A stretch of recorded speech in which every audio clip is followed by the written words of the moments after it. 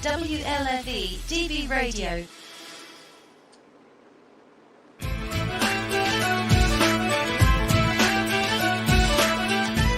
Talk with Teddy starts now. You pick the topic, I pick the guest. Remember, like, share, and subscribe to my YouTube page, Facebook, and more.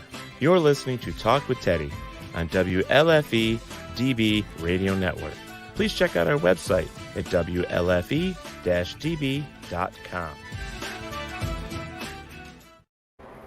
All right, everybody, welcome to another episode of Talk with Teddy.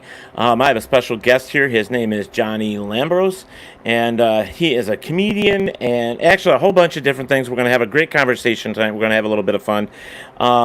As usual, you know how it is here with Talk to Teddy. We usually have a blast either way. And I'm really looking forward to this interview. And I am starting the watch party. So guys that are out there, look for it on my personal page. And it is now streaming live on WLFE, Talk with Teddy, on both YouTube as well as Facebook and on Periscope. And, of course, on all the audio. You guys know all that. It's all on the audio as well. So tonight we're gonna let it go and just relax and have fun. It's a Saturday night, so get yourself a drink if you want and get that. Put your feet up and have some cocktails with us. So I'm gonna read a little bit of my guest here, and then we're gonna go from there and pretty much just have a good time. That's what I have to say. So Johnny, actually, your mic is unmuted now, so you can say hi if you'd like to. Hello. Thank you, Ted, for having me. Hey, not a problem, man. It's not a problem. So, basically, I'm going to start off with his little bio here, and then, I shouldn't say little, and start off with his bio here. We're going to stop at a couple certain spots. You know how that works here on Talk with Teddy, and then we're going to discuss that, and go to town. That's the way it is. So, let me just tag Johnny here real quick on this, and then we'll go here. So, all right. Johnny was born, Johnny Davis, or David L. Ambrose. I cannot see the lyrics or the words or talk. It's like, you know, it's John David L. Ambrose Jr. And, I got my tongue in front of my eye teeth and I can't see what I'm saying. That's what I'm always told. It's Johnny David Lambrose. That's my full name. Oh, Lambrose. Oh. Lambrose. What? Okay. Look at that. See? I've been corrected already. That's the way it goes around here, you know. May 11th. You're a May baby. 1993 in Long Island, New York. He graduated from high school in 2012. Johnny has been involved in the entertainment industry. He was originally a professional wrestler, and that's where we're going to stop because I want to talk about that first and foremost out of everything so far as we're going along. And I think it's just, I'm a big wrestling fan, just so you know, Johnny. And cool. Everything from independent to the newer stuff that's out from WWE as well as the one that, oh, God, I can't even think of A&E, AEW. That's it, AEW. So how did you get into wrestling? I mean, where did that come from? It always was an interest of mine ever since like as early as I can remember. I think my first memory of it was, I was 3 years old. King of the Ring, 1996. The main event was Jake Roberts versus Steve Austin, and I remember sitting in my father's basement watching a VHS tape of that exact moment where Stone Cold was crowned King of the Ring and he dropped that iconic promo. Oh, yeah. Where he Austin 316, you know, the whole thing. And that image always stuck with me, and I would watch it on and off, you know, throughout the years, but I never began to start watching it fully, like completely, until around 2005 when WrestleMania 21 happened. Right. And I just knew that I was eventually going to get involved in this. I always knew that I was going to be an entertainer. I just didn't know how. And wrestling seemed like it made the most sense to me. The entertainment aspect is what drew me in. A lot of guys, you know, they get drawn in by the athleticism and you know, right. They do cool moves. I got drawn in by the characters and the storylines, and the feeling of awe that those guys gave the audience. I wanted to be able to give that myself. So it wasn't until, I believe, 2011, late 2011, my father, who was a FedEx driver here in Long Island, he delivered a package to this guy's house who happened to be running a wrestling school in Shirley, New York, called the Ringside Pro Wrestling Training Center, which no longer exists. And I guess my dad walked in and saw wrestling stuff on the wall, and he was like, "Oh, my son's a big wrestler fan. What's this all about?" And when he found out about the school, he got a business card for it and gave me the said business card, and I started training that weekend, which I believe was the day before Halloween 2011. 10 months later, I had my first match. Wow, that's amazing. So Yeah. I watch it. Like I've been watching it since I was a little kid. 70s and 80s. Some of my favorite wrestlers way back when. It's funny. I was never a Ric Flair fan. Never Ric Flair. He's the bad guy, and everybody loved him. Now I have all that respect for him. But I was Hulk Hogan. I got a Ric Flair story, actually. We can get to really. Yeah, go for it. I met him at a convention in New York City, called the big event, which happens twice a year, and I remember being super nervous because I was still in the business at the time. It was actually my last year as a wrestler. I didn't know it was my last year as a wrestler, but it turned out it was. I got the feeling like I'm about to meet the president. Wow. Like that's how serious I took being in the same room with this guy. Right. And my brother's just a casual fan. He likes it too, but he's just a casual fan. He didn't really take the business seriously from a performer standpoint. Right. So he's sitting next to him, all smiles, because I believe this is the second time he met him. Because the first time he met Rick was like years prior at a baseball thing upstate New York. He sits down, he takes the picture, he's all happy, and then I go to sit down. And I got the collar shirt on, the pressed jean pants. I'm trying to be as professional as possible. I'm sitting down all formally, I shake his head, nice to meet you. Now, the table we were sitting at had this tablecloth that was a little too long, and there was a lot of it on the floor. And sitting in between me and Rick was this coffee cup. And it was like a styrofoam cup with like black coffee in it. So when my brother goes, "All right, you guys ready?" We had the camera out. I'm like, "Hold on, let me reposition myself." So I stand up to reposition myself, and as I'm standing up, my left foot pulls on the tablecloth, and the coffee cup spills. And I'm thinking, oh my God, because knowing my luck, I'd probably end up on an independent show months later where he's the big get, and he'd look at me and go, "Hey, you're the mark who spilled my cup of coffee in New York City." Right. I look over at Rick, just terrified, thinking, "Oh, I'm in trouble now." And he's smiling, but he's smiling as if he's holding back what he really wants to say. Like, if he wanted to, he'd probably be like, "You motherfucker." I'm like, "Dude, I'm sorry." He's like, "It's all right. We just took the picture anyway." But I felt so bad about it. I was like, "Oh my God." and my brother's like, "Relax. There's nothing to worry about." I'm like, "Dude, he's like one of the gods of wrestling." Yeah. That's awesome. That's awesome. Oh man. I don't know what I'd probably feel the same way. I mean, when you meet somebody like that, iconic is Ric Flair, you know what I mean? That's what. But have you seen him lately? Oh my God, he looks so old, and oh my God, he looks so terrible. But his daughter's wrestling. So, and she is fantastic, Charlotte. Oh my God. She's amazing. She's definitely amazing. She's got like 1.5 feet on her dad too, I think. She's a lot taller than her dad.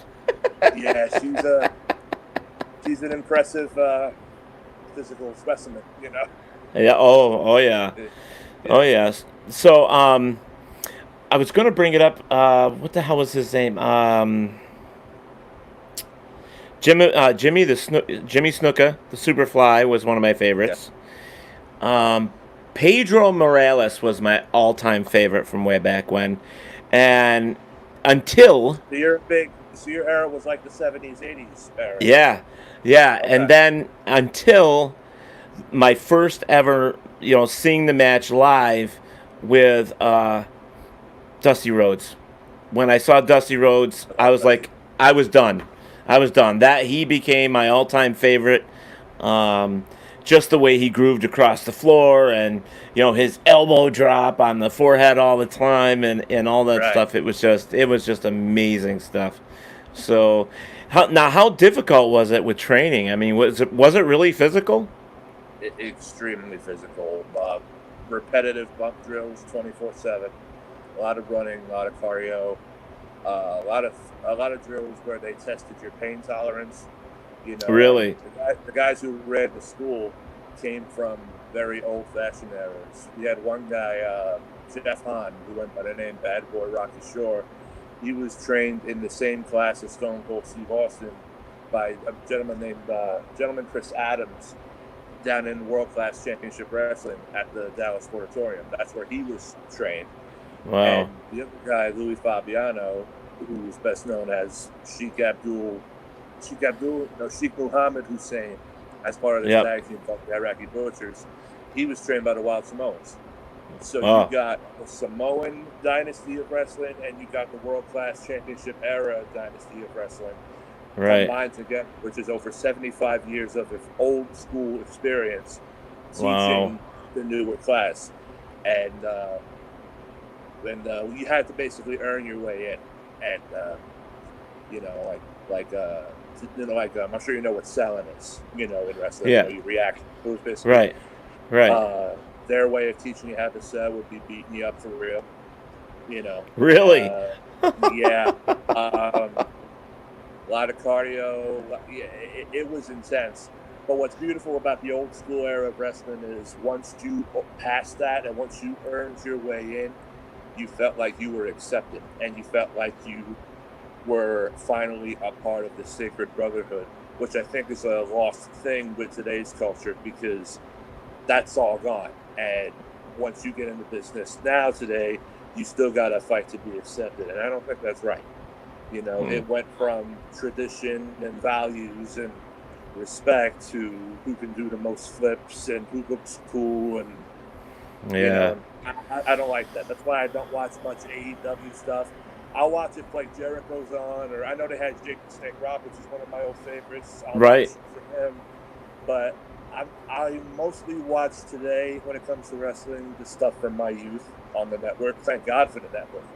Right. And have some DVDs from way back when, like WrestleMania 20, I believe. Yeah. Just stuff like that. I don't really pay attention to today's current product, but I am familiar with some guys like Charlotte who are in today's product, and I wish them the best, and I wish the guys on the independents nothing but the best, because it's not an easy thing.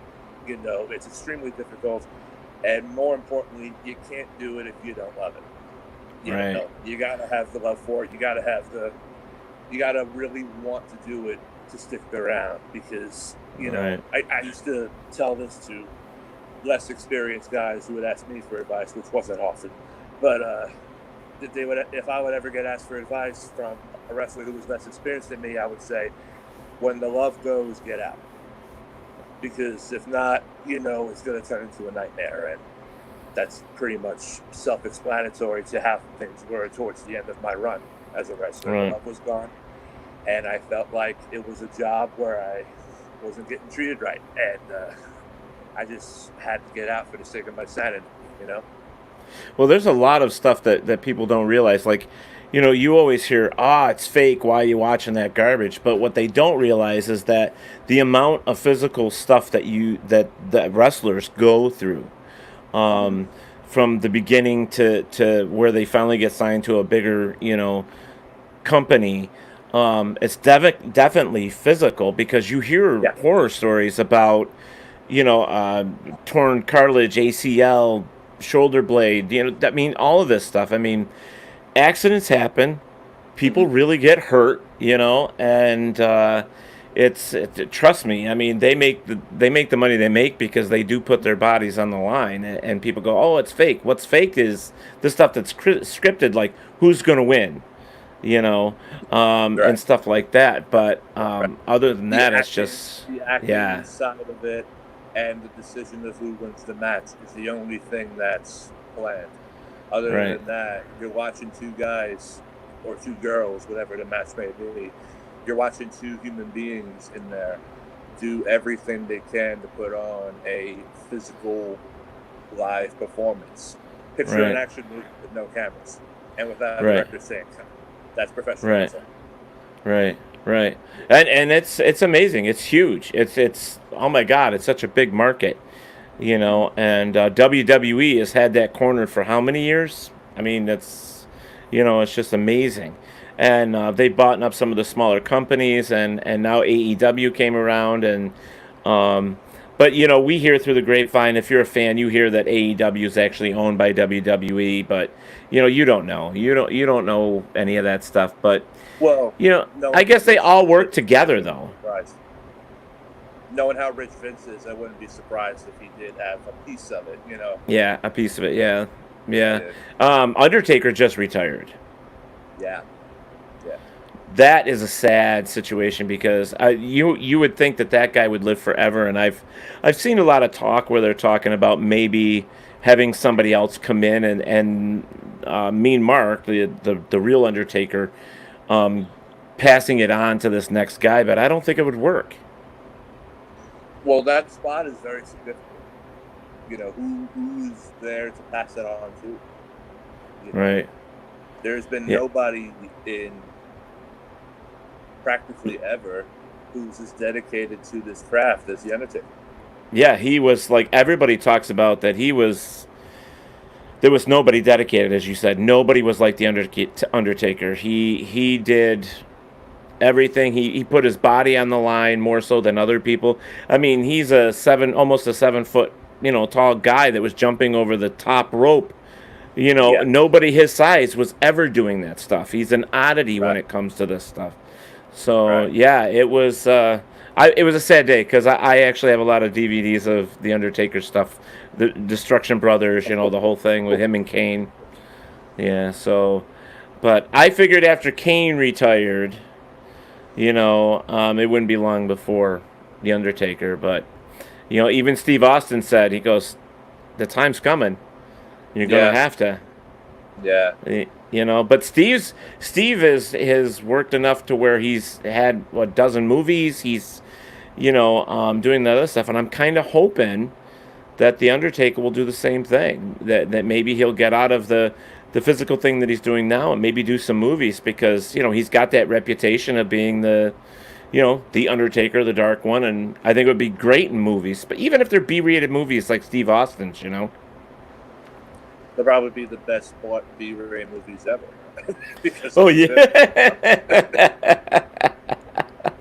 That is absolutely true. So, okay, so we've kind of covered the professional wrestling avenue. So, actually, why did you get out of wrestling? I don't think I asked you that. Why did you get out?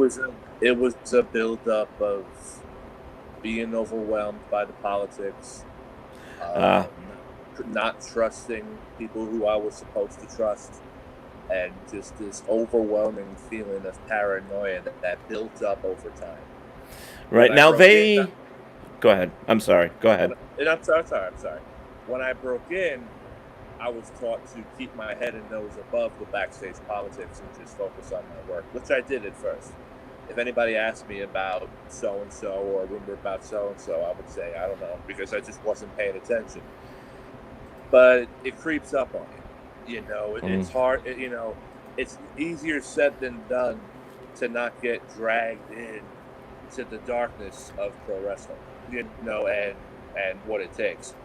I never was a drug user. I never partook in substance abuse. I never did anything shady to get bookings, despite what some people may say.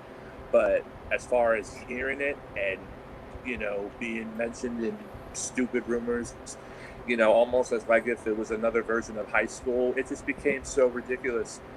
And I saw all these things that just made me go, wow, I could go on for hours about the things I saw, but like I said earlier, I had to get out for the sake of my own sanity.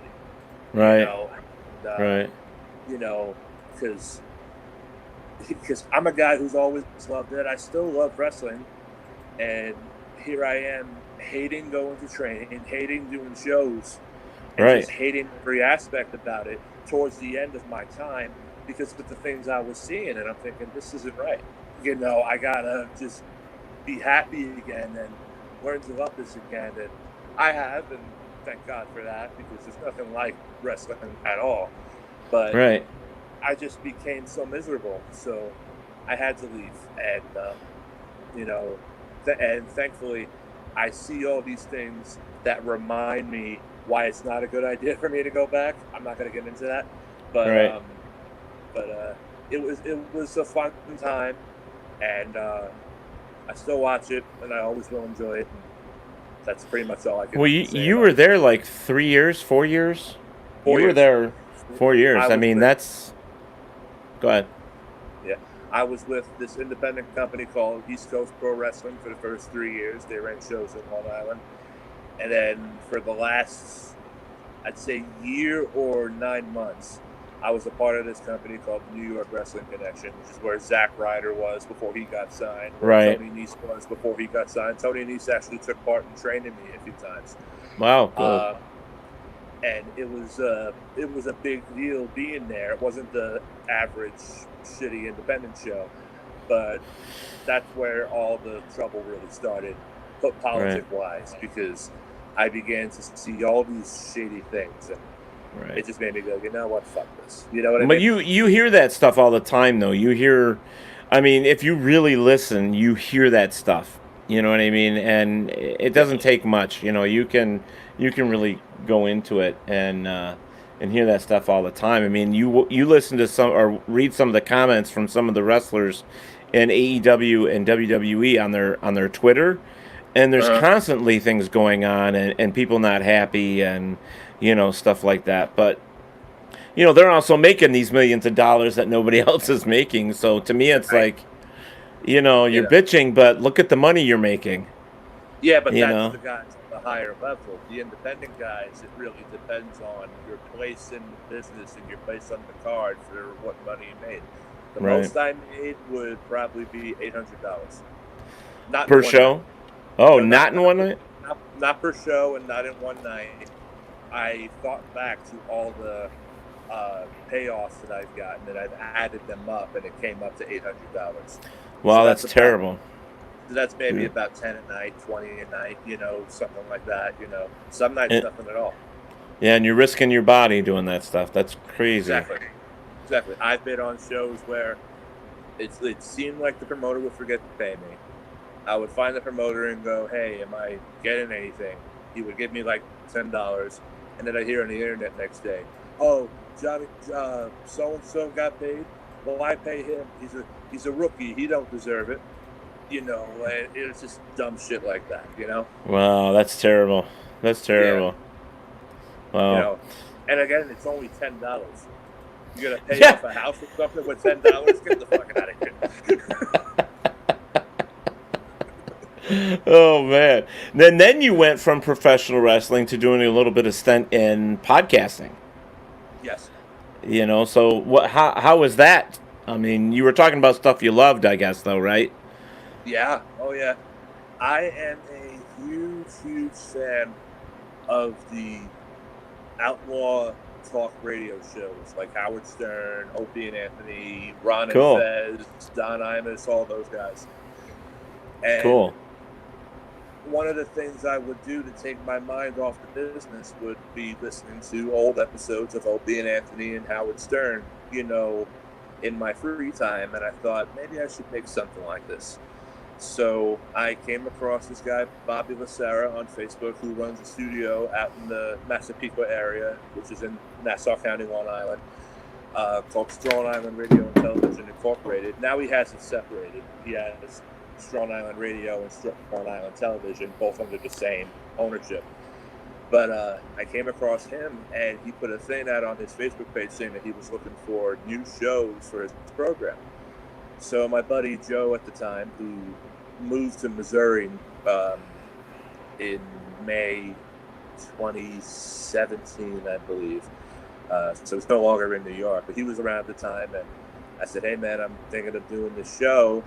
You and I have great conversations at work, because him and I were co-workers at this retail store. And I said, hey man, maybe we should take this to the air. You know, like, let's do a wrestling, you know, talk show, but have it not just be wrestling and include some other things. Would you Right. be interested?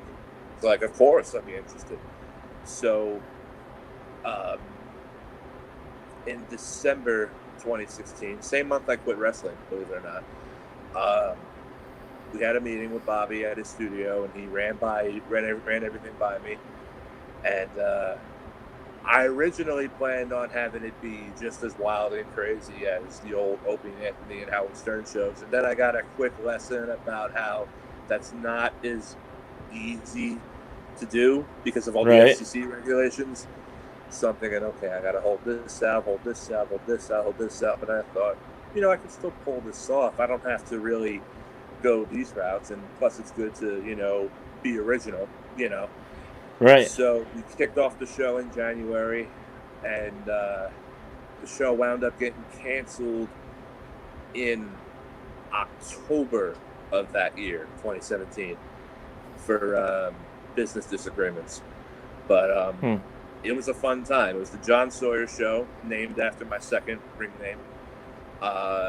And we would talk wrestling. We would talk politics. I'm not a big politic guy, but we would talk what's going on politically because of how crazy the whole Trump election was. Yeah. We would talk current events, all that. We had many different people on. We had on someone who was an actress, but not the usual actress. She did theater shows, kind of reenacting the movie while the movie was playing on a big screen behind her, which is kind of weird. Wow, that is kind of weird. Yeah, when I first heard of that concept, I'm thinking, why not just get the actors off the stage and watch the movie? That would make more sense, right? Yeah. Our biggest get on the show was Simon Gotch. He was in the NXT brand as part of Vaudevillains with Aiden English. And I got to thank Joe Rosello from JR's Bookings and Collectibles for that one, because he was able to get him not in the studio but on the phone, because at the time we were doing our broadcast, he was a couple miles away in New York City for a SummerSlam watch party or something like that. And before the watch party, we got to get him on the phone talking to us for a bit, so that was very cool. We also had on Gary Michael Capetta, the world's most dangerous ring announcer. We got him. That's cool. We had John Rambo on, who I think was an NWA guy. And that's really... and we had this guy, the Metal Maniac, who was one of the, I guess, students of Jimmy Snuka, like one of his young boys, So that's cool. So we got to hear a lot of cool Jimmy Snuka stories. And it was fun. It could have been better produced and better handled by me, because I was, let's just say I had no idea what I was doing when it. Right, you were new to it, yeah. Yeah, right. Yeah, and I would highly consider doing it again. Believe it or not, sometime down the road. But if I'm going to do it again, I would rather it be later on in my comedy career, when I've developed an audience and a fan base and have more experience and life stories to talk about, rather than just going in as this young kid who knows nothing, and trying to make something out of nothing. But that's not really my big focus right now. Do I regret doing it? No, but I could have been done better. Let's just say that. I'm surprised you would, even though you've had your disagreements or your ideas, wrong ideas about, all that other stuff.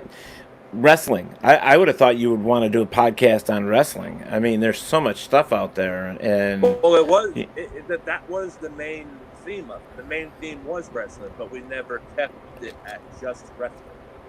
We decided to go a slight different direction than the average wrestling podcast and include these other subjects, rather than just stick at wrestling, which is a great idea, but it could have been done better.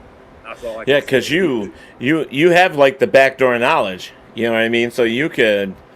I have the backdoor knowledge, but I'm not exactly respected in presenting said knowledge. because there are guys who've been around 15, 20 years who will look at a guy like me who's only been in it for 4 years, telling knowledge like, shit, this guy doesn't know nothing. I know more than him, you know. So Yeah. in their eyes, I'm not exactly the most qualified to give said knowledge. But I do have experience, and I made the best of my time in the ring. There's guys that I see. I mean, I did a convention last year. Where was I? I don't know. Over east in New York, I did a convention, and there was a couple guys doing a podcast, and basically it was all wrestling. And these guys were young guys, and they just did their homework. But they're really popular, and they were never wrestlers. So I mean, and their show does well. I mean, so I wouldn't think that would even be a problem. I mean, I don't know. That's my thought. I always wanted to do a wrestling one, but I'm such I don't know. I'm a fan, but I don't I don't know all the ins and outs like some people do, and I would have just liked it just to interview some of the wrestlers, But yeah, unless you're tapped into some of the stuff, you really can't do it. It's tough, but I'm gonna take this opportunity to say hi to a few people that are watching here.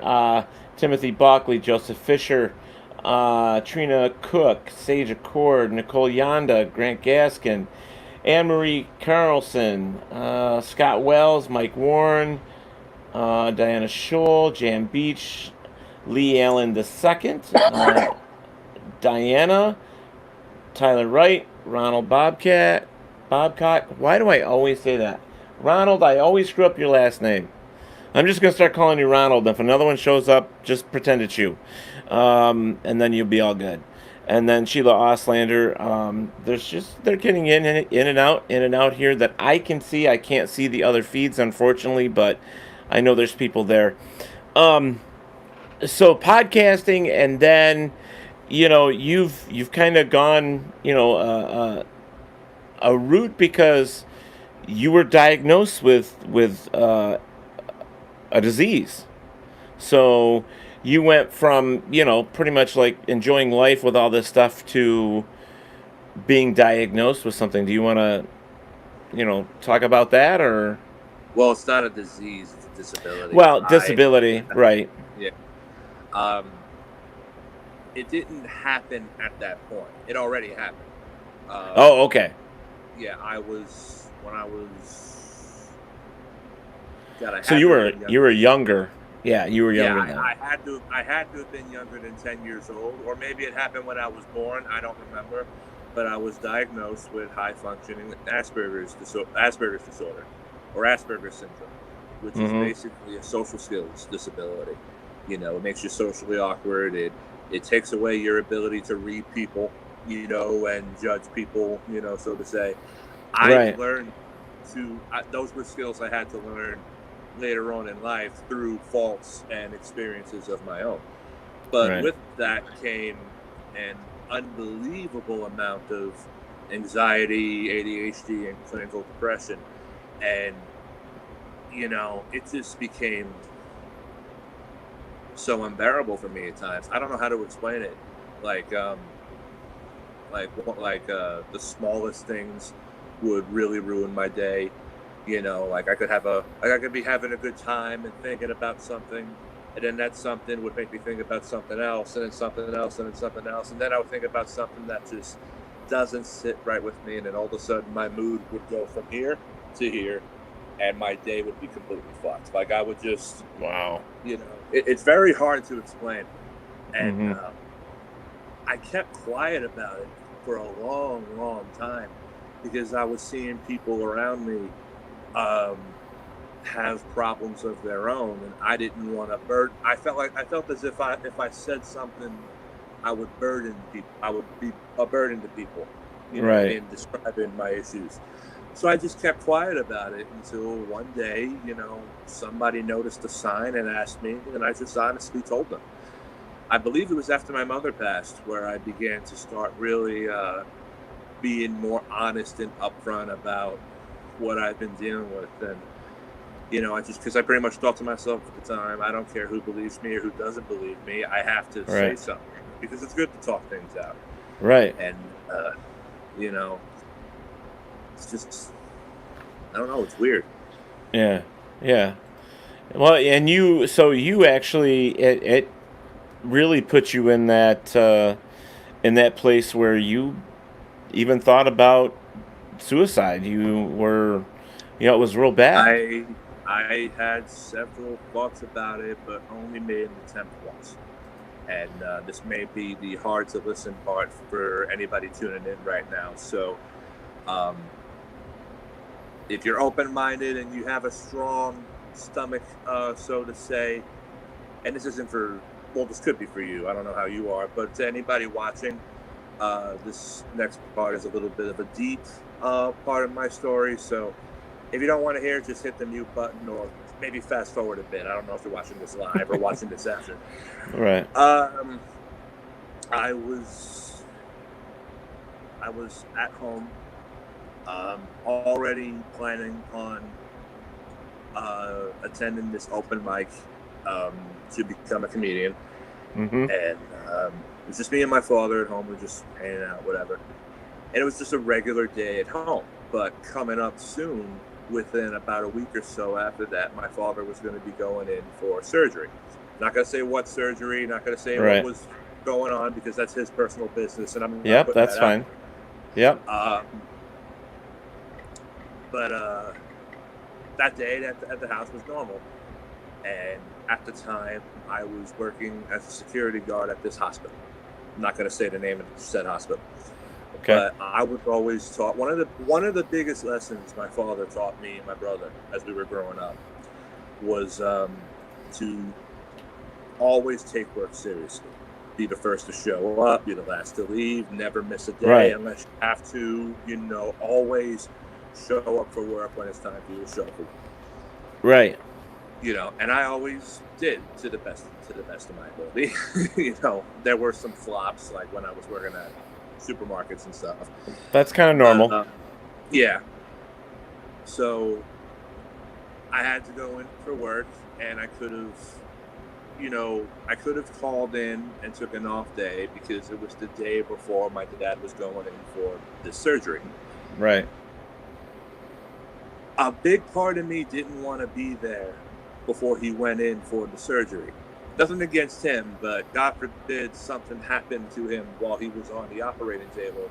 Right. I didn't want my last time seeing my father to be, all right, see ya, I'm going in for a surgery, because that would have really screwed up with my head a bit. Right. So I went into work, and at the time I was being asked to work a lot of doubles and work a lot of overtime. So I was working a lot of doubles and a lot of overtime.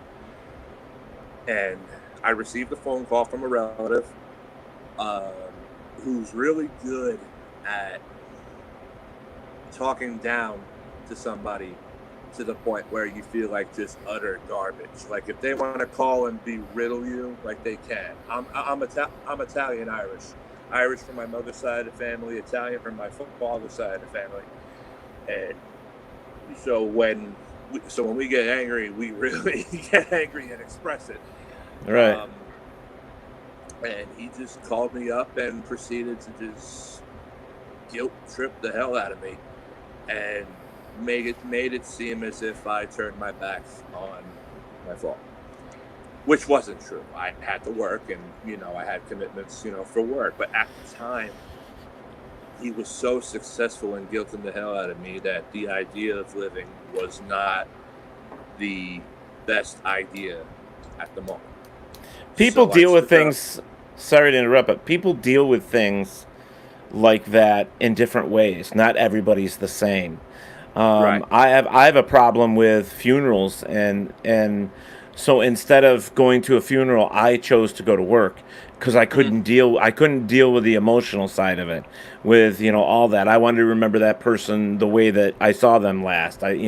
So we all deal with situations like that, and you already had a lot of stress and anxiety and worries and all that stuff on your mind because your dad was going into surgery. Mm-hmm. So to me, whoever this family member was just wasn't thinking about your feelings at all. But go ahead, I'm sorry.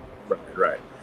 But yeah, he just proceeded to guilt me, and I felt as if, even though I didn't turn my back on my father, I felt as if I did. And it was that strong, old school Italian, Right. guilt where you really felt like you fucked up. And that's what I had. So I sent the text to him and other relatives basically saying I'm sorry for being a failure, and I stood up. I hope people who don't have a strong stomach have the thing muted or fast forward.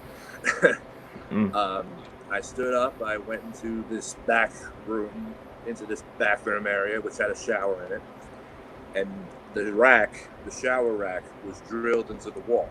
Like it was one of those titanium steel shower racks that you couldn't pull down. Right. Took my pants belt off, hunted around the shower rack, and attempted to hang myself, and wound up just falling out of the belt loop and crying like a baby. And I immediately just called somebody close to me and said, "Come get me now. I can't stay here. I have to leave." And one of my coworkers noticed and just, asked me if I was okay. And I was bullshitting them. I'm like, "Oh, I saw a movie that made me sad, whatever." Right. But to my surprise, my boss found it. And I thought that he was going to, fire you. To have me thrown in a psych ward or something like that, or yell at me or whatever. But instead, he really showed a lot of class. He called me up and he said, "What's wrong?" And I'm like, "Oh," I'm bullshitting him too. I'm like, "Oh, I had Netflix on at the desk and I saw a sad movie, and I'm a bit of a wuss with sad movies, so don't mind me." And he goes, "You sure?" I'm like, "Yeah, I'm sure." And he could tell I was lying. So he goes, "I'm not hanging up this phone until you tell me what's wrong." And eventually I gave in and I told him what happened, and I told him what I just attempted to do. Right. And we had a very, very real man-to-man talk about it. And it was the first step in my recovery from that, Right. The second person I talked to was the close relative who came to pick me up, and the third person I talked to was another relative who was very close to me, and the final person I spoke to was a therapist who I was seeing. After that, I made my debut in comedy. Those things basically helped me take a step, because believe it or not, as sick as this sounds, that suicide attempt was the mental reset that I needed to snap out of this dark phase I was in. Not many people realize how serious depression is, and how if you let it overcome you, it could really get, to drastic measures, including that. People who have thoughts of suicide or attempt suicide really feel as if they're not removing anything valuable from the earth, because their mind is at a position where they don't care and they don't think others care, which is not true, because everybody has somebody who cares for them. But I'm just explaining that for those who don't understand. And I credit those people. I credit those people for helping me, and I credit comedy, because comedy pretty much, was the final step in, helping me, and comedy in a way saved my life. So thank God for comedy, right? Yeah. Well, it's not it's one of those things. Like, I believe that things happen for a reason. And so you had to go through all these steps from, high school to wrestling to, discovering what disability you have, to depression, to being shit, now I lost the word. The security guard, now to going into comedy. It's like, this is all meant to happen. It was something to help make you grow in some ways, maybe. It was something to maybe snap you out of, this part, and put you in reality over here, and say, hey, pay attention. This is what's going to happen next, Yeah. And it's one of those things. And dealing with depression, I mean, I deal with anxiety and depression every day. And I do take medication for it, so I do understand the depression part. I have days where even with my medication, I turn into the biggest asshole to the people that I care about the most. I lock myself away. I'll even text people that are in the same house and just be a total jerk because I don't feel like, the world understands me, or I've got too much on my mind. My mind doesn't shut off, or, there's just a whole bunch of stuff. And depression can put you in the darkest places in the world, man. And it's very, very tough sometimes to get yourself out of it. And sometimes you have to find somebody that you can call or reach out to and just say, hey, I need help.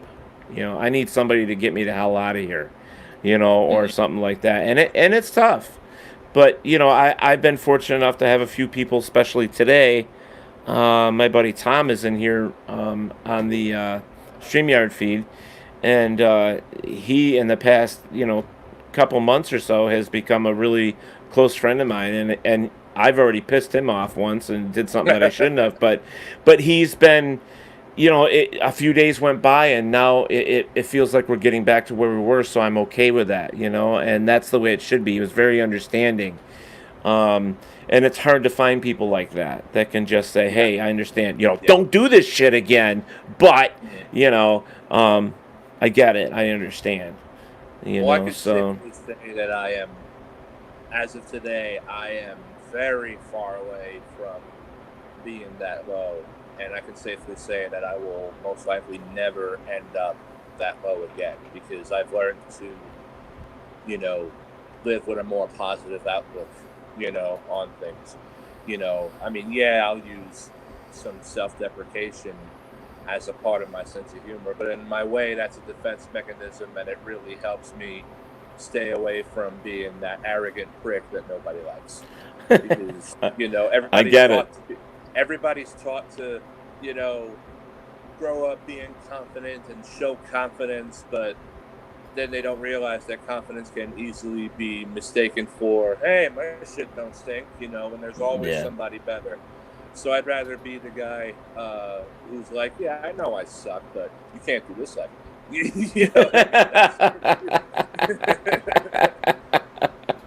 Well, oops, that was loud. Whew. But yeah, you know what? I got this for you, man. Now that I know it works from the pre-thing. Thanks. It's like I got a couple little things here that I can help out. But yeah, no, kudos, man. It's a good thing to come out of a dark place, and we're not really good friends. We just met and stuff like that. But dude, if you ever get down, you got my way. You got a way to get a hold of me, so I'll talk with you. Not a problem. And you're not just saying that for the camera, right? Nope. No, right. Because I know depression, man. I know. What I'll tell you. Here's a true story. I was probably 12 years old, and school was really rough on me. I had a hard time at school because I was picked on a lot. I was bullied, and so like from 12 to 15 was really hard for me. And I remember coming home from school, and I got out of my mom's car, and I started to walk up towards the house, and I just fell to the ground. And I said, I think I'm having a heart attack, Mom. And she's like, what? You're 12 years old. You can't have a heart attack. And I was just so overwhelmed with everything. Like, I thought I was going to die. I mean, my heartbeat was pounding out of my chest. My head wouldn't shut, wouldn't focus, wouldn't do anything. And I ended up going and seeing a doctor. And that's when I found out that I had a real bad anxiety situation. And I learned how to deal with some of that without taking medication. And then eventually, the older I got, I ended up on medication because it just grew. And I think part of this is because what we don't realize with our lives as individuals, and as well socially, and even with our own families, is that we have to live fast. That's the best way to put it. We live fast. It doesn't matter what it is.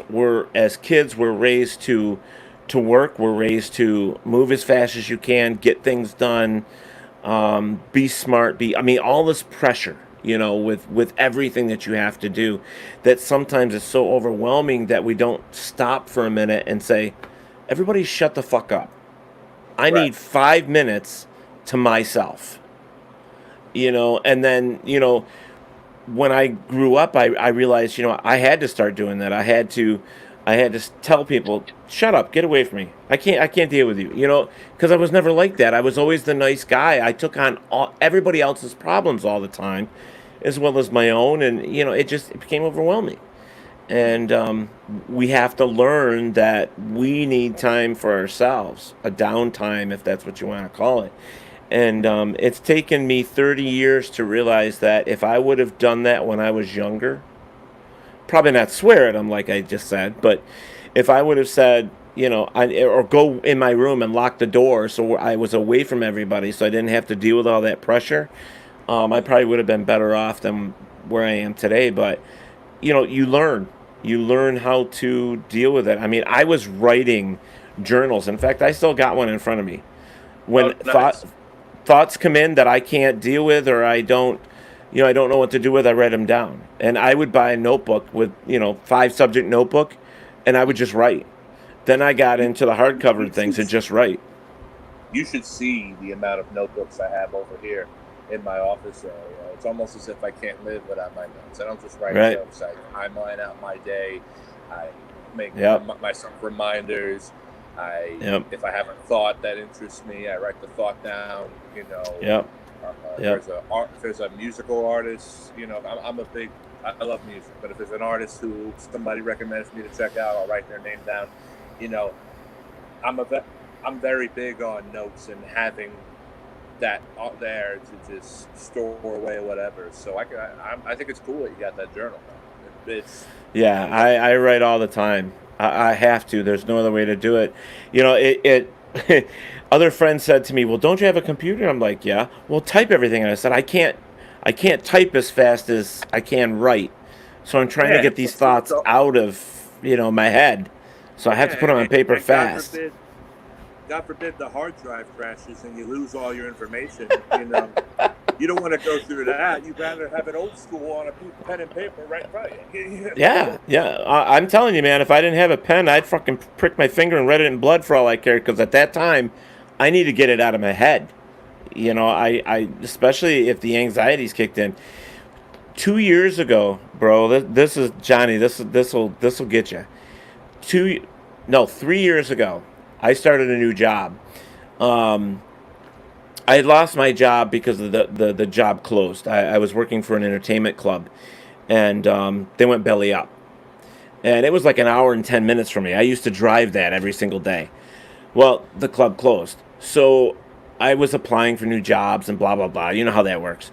So I applied for this one simple little clerk job, like counter clerk, like at a convenience store. And so the guy hired me. So I was there probably a month, maybe 2. And I was working the late shift. I'm very nocturnal. I'm very I get up at 10 and I don't get to bed till 5 a.m. That's my day. I get 4 or 5 hours of sleep a day. That's it. And here I am. It's like 5:30 in the evening. I just started at 5. This kid comes in the store, walks down the aisle. I saw him come down. I was waiting on 2 customers. He walked down the center of the aisle. These 2 customers left. He came right up and pulled a gun on me and said, "Give me all the money out of the register. I'll shoot you." 2 years ago. 3 years ago. 3 years ago. And where is this? Where are you from? I'm from south of Rochester, New York. I'm in Avon. I'm in a small hamlet of a town. This guy came out of Rochester, which is the city of Rochester that has 1.5 million people. So he drove all the way down to my little town, came in my store, held me at gunpoint, said, "Give me," and and I laugh about it now, but here's what got me is I waited on the 2 customers. Now I was doing a drop, money drop, because the computer tells you, hey, you gotta drop money or the computer shuts off till you make the drop. So I'm making the drops. I have the money here, and I go over and I come back. So here's this big, long, probably a 7 foot, 8 foot counter. So there's stuff in front of it. So the guys, anybody that's out front can't see what I'm doing. So I'm doing the money, right? I'm doing this drop. And then this guy comes up, holds up a gun, says, "Here, I'm going to shoot you." But actually what he said to me was, because I was over here, and I had to go here, he goes, "Hey, man." He goes, "Come here." I'm like, "What?" What? He says, "Hey, come here. I got to tell you something." I'm like, "Okay, dude." So I come over. He goes, "I want all the money out of the register. I'll shoot you." And my reaction to him at first was, "Get out of here. No, what is this, a joke?" And he goes, "No, I will shoot you if you don't give me the money in the register." So I lifted it up, or pulled the drawer out, gave him all the money, gave him the 20s, the 50s, 20s, 10s, 5s, and 1s, but there was $100 bills under the drawer, which I didn't show him, and he didn't ask for them, so I left them there. And I had another $700 on the counter that he didn't see either. So I was good enough to hide, the big bills and all that. So he robbed me at gunpoint. He grabs the money, and he goes to turn to walk out the door. He turns back, and he looks at me, and he says, "If you call the police, I will shoot you through that window. So I will be watching you." So now here I am. I have anxiety. I have depression. And I'm like, this is what the fuck's happening? I was starting to flip out. I was starting to go right into an anxiety attack. Full-blown anxiety attack. So I called my boss. It took him 10 minutes to get there. Called the police, the whole deal. The guy just left, so he wasn't really watching me, but I locked all the doors and I hid in this little tiny room, storage room, until everybody got there. When everybody got there, I told my boss, I said, "You need to call an ambulance." He goes, "Well, why?" I said, "Because I'm having a serious anxiety attack." So they came and they took care of me, and I went home, and I was off for like a week and a half. But everybody, even the cop, everybody kept saying, I was 6'2". I'm between 6'2", 6'1.5", and I weigh like 280. I'm a big guy. So they're like, "Why didn't you reach over and just, pop his head off the counter?" That's the misconception that people have with larger guys. I'm a big guy myself. Yeah. There have been plenty of times where people almost think like I'm Vin Diesel or something. Like, "Oh, why didn't you just throw him across the room?" Yeah. Or, "He's a big guy. We can lift that 500-pound boulder up with these, no problem." And then when they find out you can't do it, they're like, "What are you, a pussy?" Yeah. Oh, it's yeah. a huge misconception. I had a classmate of mine from high school. This guy, Stacy Smith. He's a boxer. And he's not a big guy, but he's seriously ripped, like in great shape. He's larger than Floyd Mayweather, but he's a boxer. He's a powerful, heavy-hitting boxer. I even heard guys like him say out loud that it sucks to be a strong, large guy, and the reason being is that people have this misconception when it comes to strong guys. They think every strong guy is He-Man. Right. In reality, not every guy has that He-Man mentality. It's like, dude, chill. Yeah. Oh, yeah. Yeah. Even Hulk Hogan has off days, Hey, you give me like 3 pizzas and I can take care of those 3 pizzas in no time, but you want me to bounce somebody's head off the counter? That ain't going to happen. It's one of those things. Yeah, no, I get it. But stuff like that is a serious issue. Anxiety is something that could, it really could kill you if you don't get it under control. And well, thank God I got my stuff under control. So yeah. Oh yeah, and that's, hey dude, high five, man, high five. There you go. So, yeah, it's I'm happy that you're still here, man, because now we're going to talk about comedy a little more. So let's talk about how you got into comedy, and give me some ins and outs and how tough it is too, because I actually know a guy that tried to do it. His name is Rick DeRiolo. He was trying to be a stand-up comedy guy, and I didn't talk to him about a lot of that, but he was trying it out. But let's work on you. So tell me how this started. Well, just like wrestling, I've also loved comedy forever. but I never was sure if I could actually pursue it because, you got all these guys who have these sets in their acts and, the big specials where comics are doing an hour of material. And if you really look into it, it's incredibly hard and very time consuming to come up with an hour of material. And not only that, but you got to test that stuff out at like clubs and smaller locations and see what works and see what doesn't work. Is a very big art to it. Right. So yeah, I've always been a fan. I've always, like the blue collar guys, Jeff Foxworthy, Billy Paul, Rock, Larry the Cable Guy. Yeah, love those guys. He was hilarious. Joey Coco Diaz, Jim Norton, Artie Lang, Andrew Dice Clay, Sam Kinison. I have a plethora of favorites. I can't say I have one favorite because there's so many guys out there who I'm such a fan of, and girls too. I mean, Jessica Kirson. Oh my God, she kills me. She has this. When you get the chance, look up Jessica Kirson. That's Kirson with a K, Kirson. She's incredibly silly with her stuff, and it's almost like she just lets loose every time she gets on the mic or does a video skit for the internet. She's just incredibly talented, and I'm a huge fan of her. But yeah, I had so many favorites, and I've always loved watching it, but I was just never sure if I could actually give it a shot. Like, I think when I was just starting out in wrestling, my stepmother told me that, didn't you want to be a comedian? Because when I was younger, I was like, oh, maybe. I was a little kid. I was very optimistic. Most of the kids were like, I want to be a fireman or a cop when I grow up. I was more I want to be an actor. I want to be a comic. I want to be this, I want to be that. I'm not sure. I think at one time I wanted to be a disc jockey. I don't know where the hell that came from. But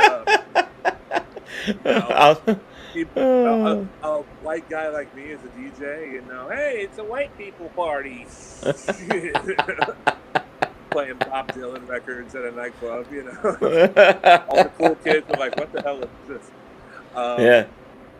But yeah, I always liked it. Never was sure if I could do it until I went to I started going to shows at Governor's Comedy Club on Long Island, which is Long Island's comedy club. It's based out of Nassau County in Levittown. The main location is in Levittown, but they also have two other locations, one in Belmore called the Brokerage, and one in the Bohemia area called McGuire's. The Bohemia location is the one closest to me. So I started attending shows at the Bohemia location, just, regular showcases and open mics. And then I remember one night in particular, my girlfriend at the time, she's a friend now, but me and her were dating then. Me, her, and one of her friends, we attended this open mic, and I remember seeing a collection of guys on the stage, not at once, but like just one by one. Some were okay, some were, and I remember seeing this one kid. I'm not going to say his name, but he had a ball cap on, a white T-shirt, tucked into blue jeans, and he had a hammer in his back pocket. So I'm thinking, okay, he's going to do something on stage involving the hammer. He never grabbed the hammer once. He didn't even do jokes. He was talking about historical things, like telling historical stories. And then he did a reenaction of Neil Armstrong, landing on the moon. And all the facts were legitimate facts, and he was saying correct information, but none of it was funny. And I remember looking at the people, because McGuire's Comedy Club in Bohemia, it's a small room. It's not like you're in the Coliseum or something. It's a small... So like 20, 30 people? Oh, no. Well, I think the maximum number, if the place was filled out to capacity, would be 200. Oh, okay. So a little bigger than what I was thinking. Yeah. Yeah, but it's still a small room. If you've ever been there, you'll see it's a small room. I'm looking at the people, and they're looking at this guy. Some are smiling, but like not really sure. When they're smiling, they're like, okay. Other people are looking like, what the hell am I looking at here?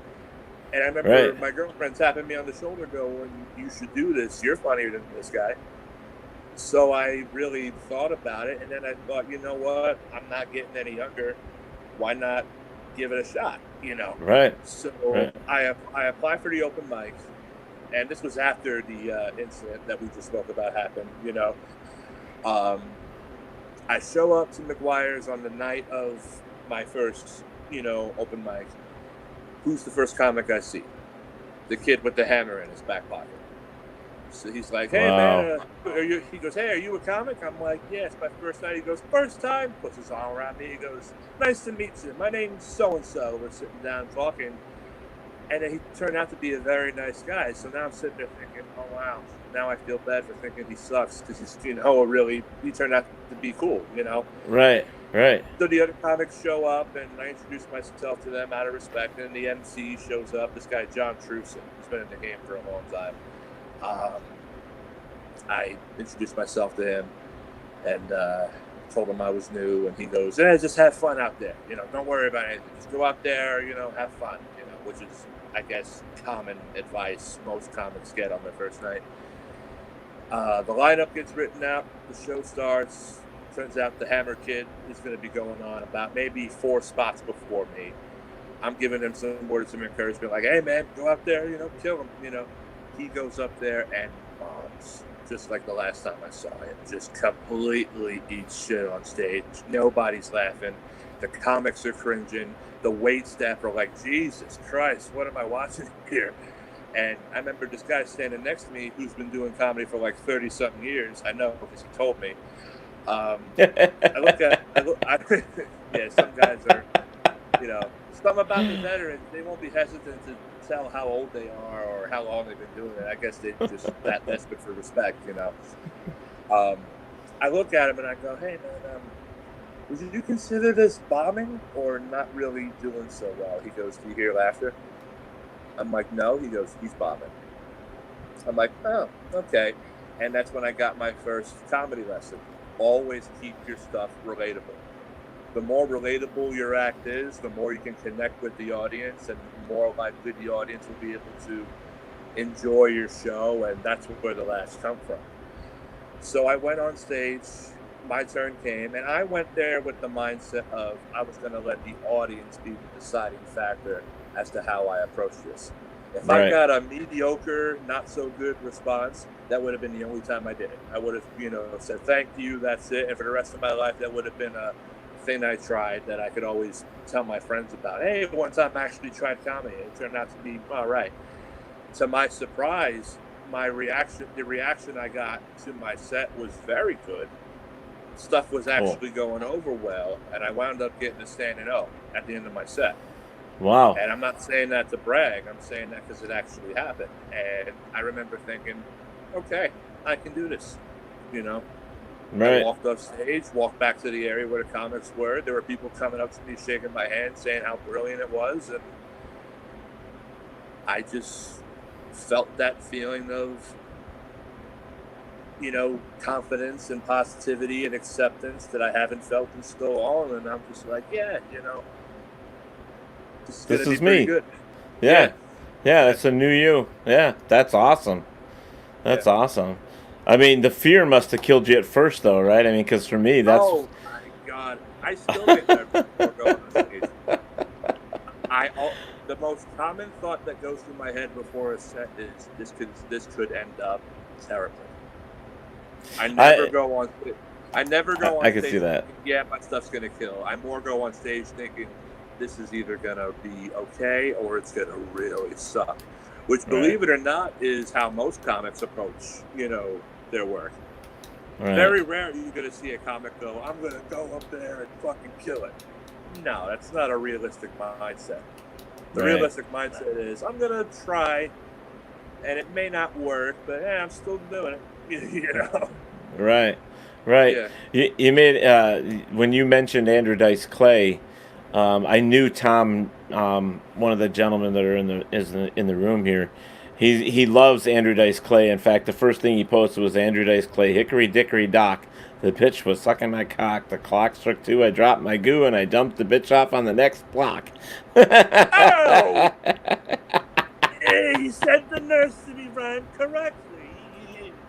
Yeah. So he's a big fan. Big fan.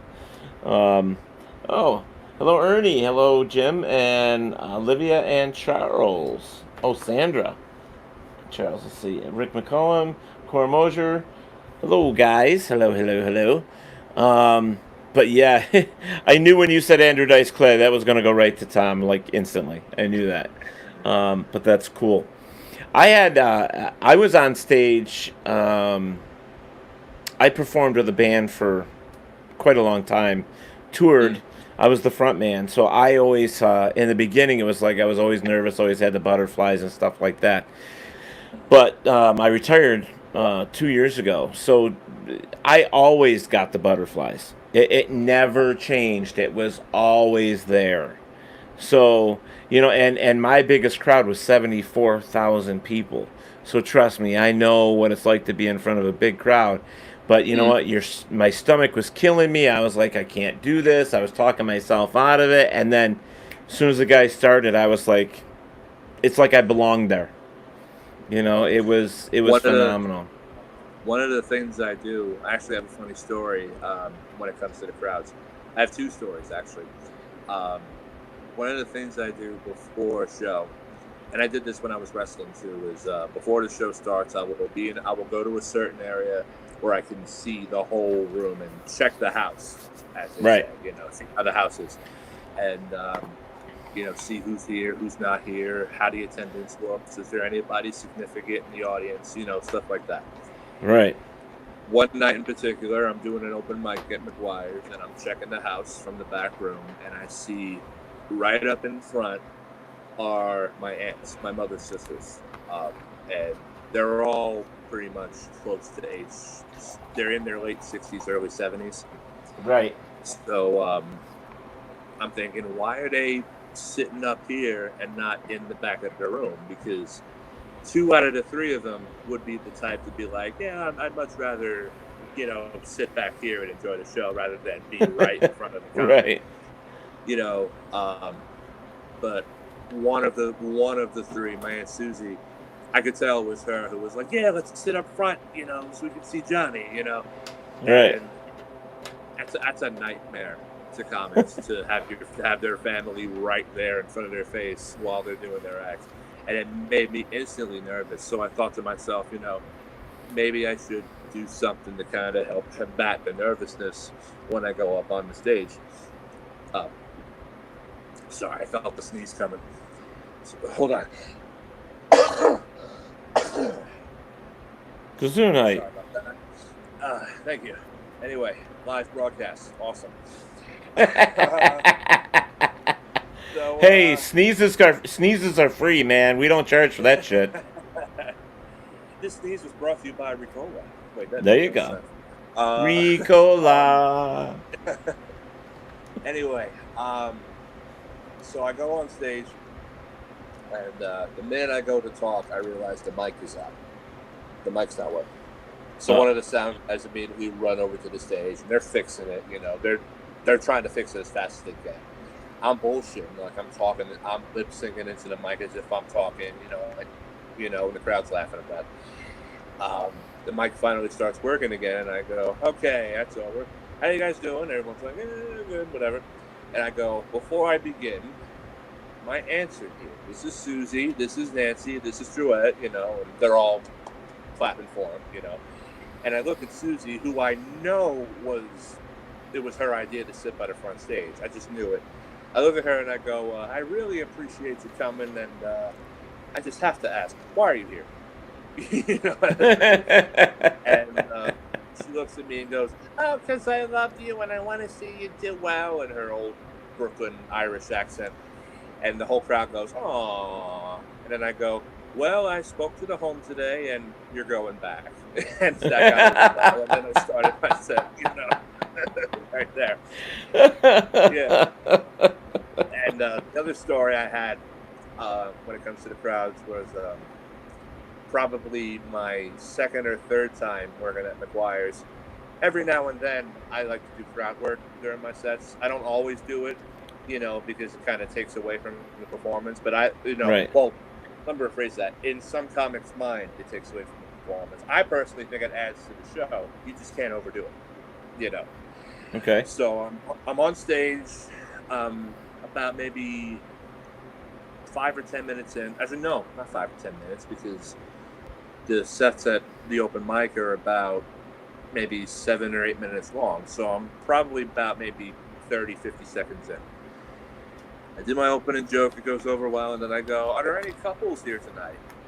And there's like a silent, reaction in the crowd. I was expecting right here, married for 20 years, over here, something like that, right? Right. Nothing, right? So I'm looking around, and I see this older couple right over by the stage. They look to be in about like their 40s, So I walk older, over, thanks, hey guys, older. How you doing? What's up? I'm like, yeah, older, 40s, yeah, okay. Nah, dude, you are easily a young 65. Oh, thanks, man. I'm kidding, of course.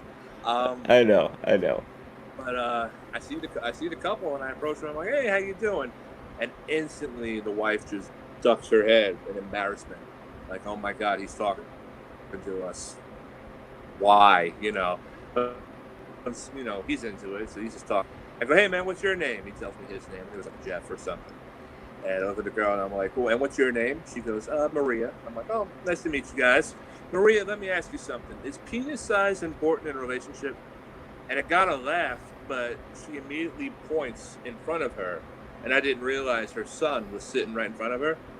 So I'm thinking, oh, this would be interesting. The kid goes, I think I should go. He gets up and walks out of the room. And I'm like, oh, stop it. You got to grow up sometime, as he's walking out of the door. But I look back to Maria and I go, you didn't answer my question. Is dick size important in a relationship? She goes, yeah, it is. I'm like, really? Is it more important than a ride home? The whole room just exploded.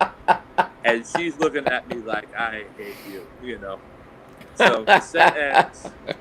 I'm in the room just checking for something. I forgot what it was. But the set ends, and it was the last set of the night. So once my set was over, the show was over. So I'm checking something in the back of the club, and I run into Jeff, the husband. Right. I go, hey, man, what's your name again? Because I immediately forgot his name. He goes, dude, you were just talking to me. I'm like, whatever. We're just talking for a bit. And I'm like, hey, man, in all seriousness, your wife wasn't offended or anything, right? Which I normally would never ask. But it was a couple, I wanted to make sure, that her experience wasn't ruined by that crowd work bit that I did. Right. And I go, so I'm like, your wife wasn't offended, right? And he goes, nah, she enjoyed it, man. She's in the bathroom right now. Look, she'll even tell you herself once we get out of here. I'm like, oh, okay. Oh, well, thank you for coming. Shook his hand. And I sat down, because after these open mics, we have like a post-show meet and greet, where as people leave, they get to, approach the comics and like say, hey, man, nice job, right. Or talk to them about whatever. And I always like to make sure, I'm not a big star or anything, but I always like to make sure that I'm accessible to talk to the audience, right. Because I believe that's important. There has to be that connection there. So I'm sitting there, and sure enough, Maria comes walking by, and Jeff's behind her. Jeff goes, Maria, this is the guy. He was good, right? She goes, yeah, you're great. Rolls her eyes and walks right out. I'm like, she had fun.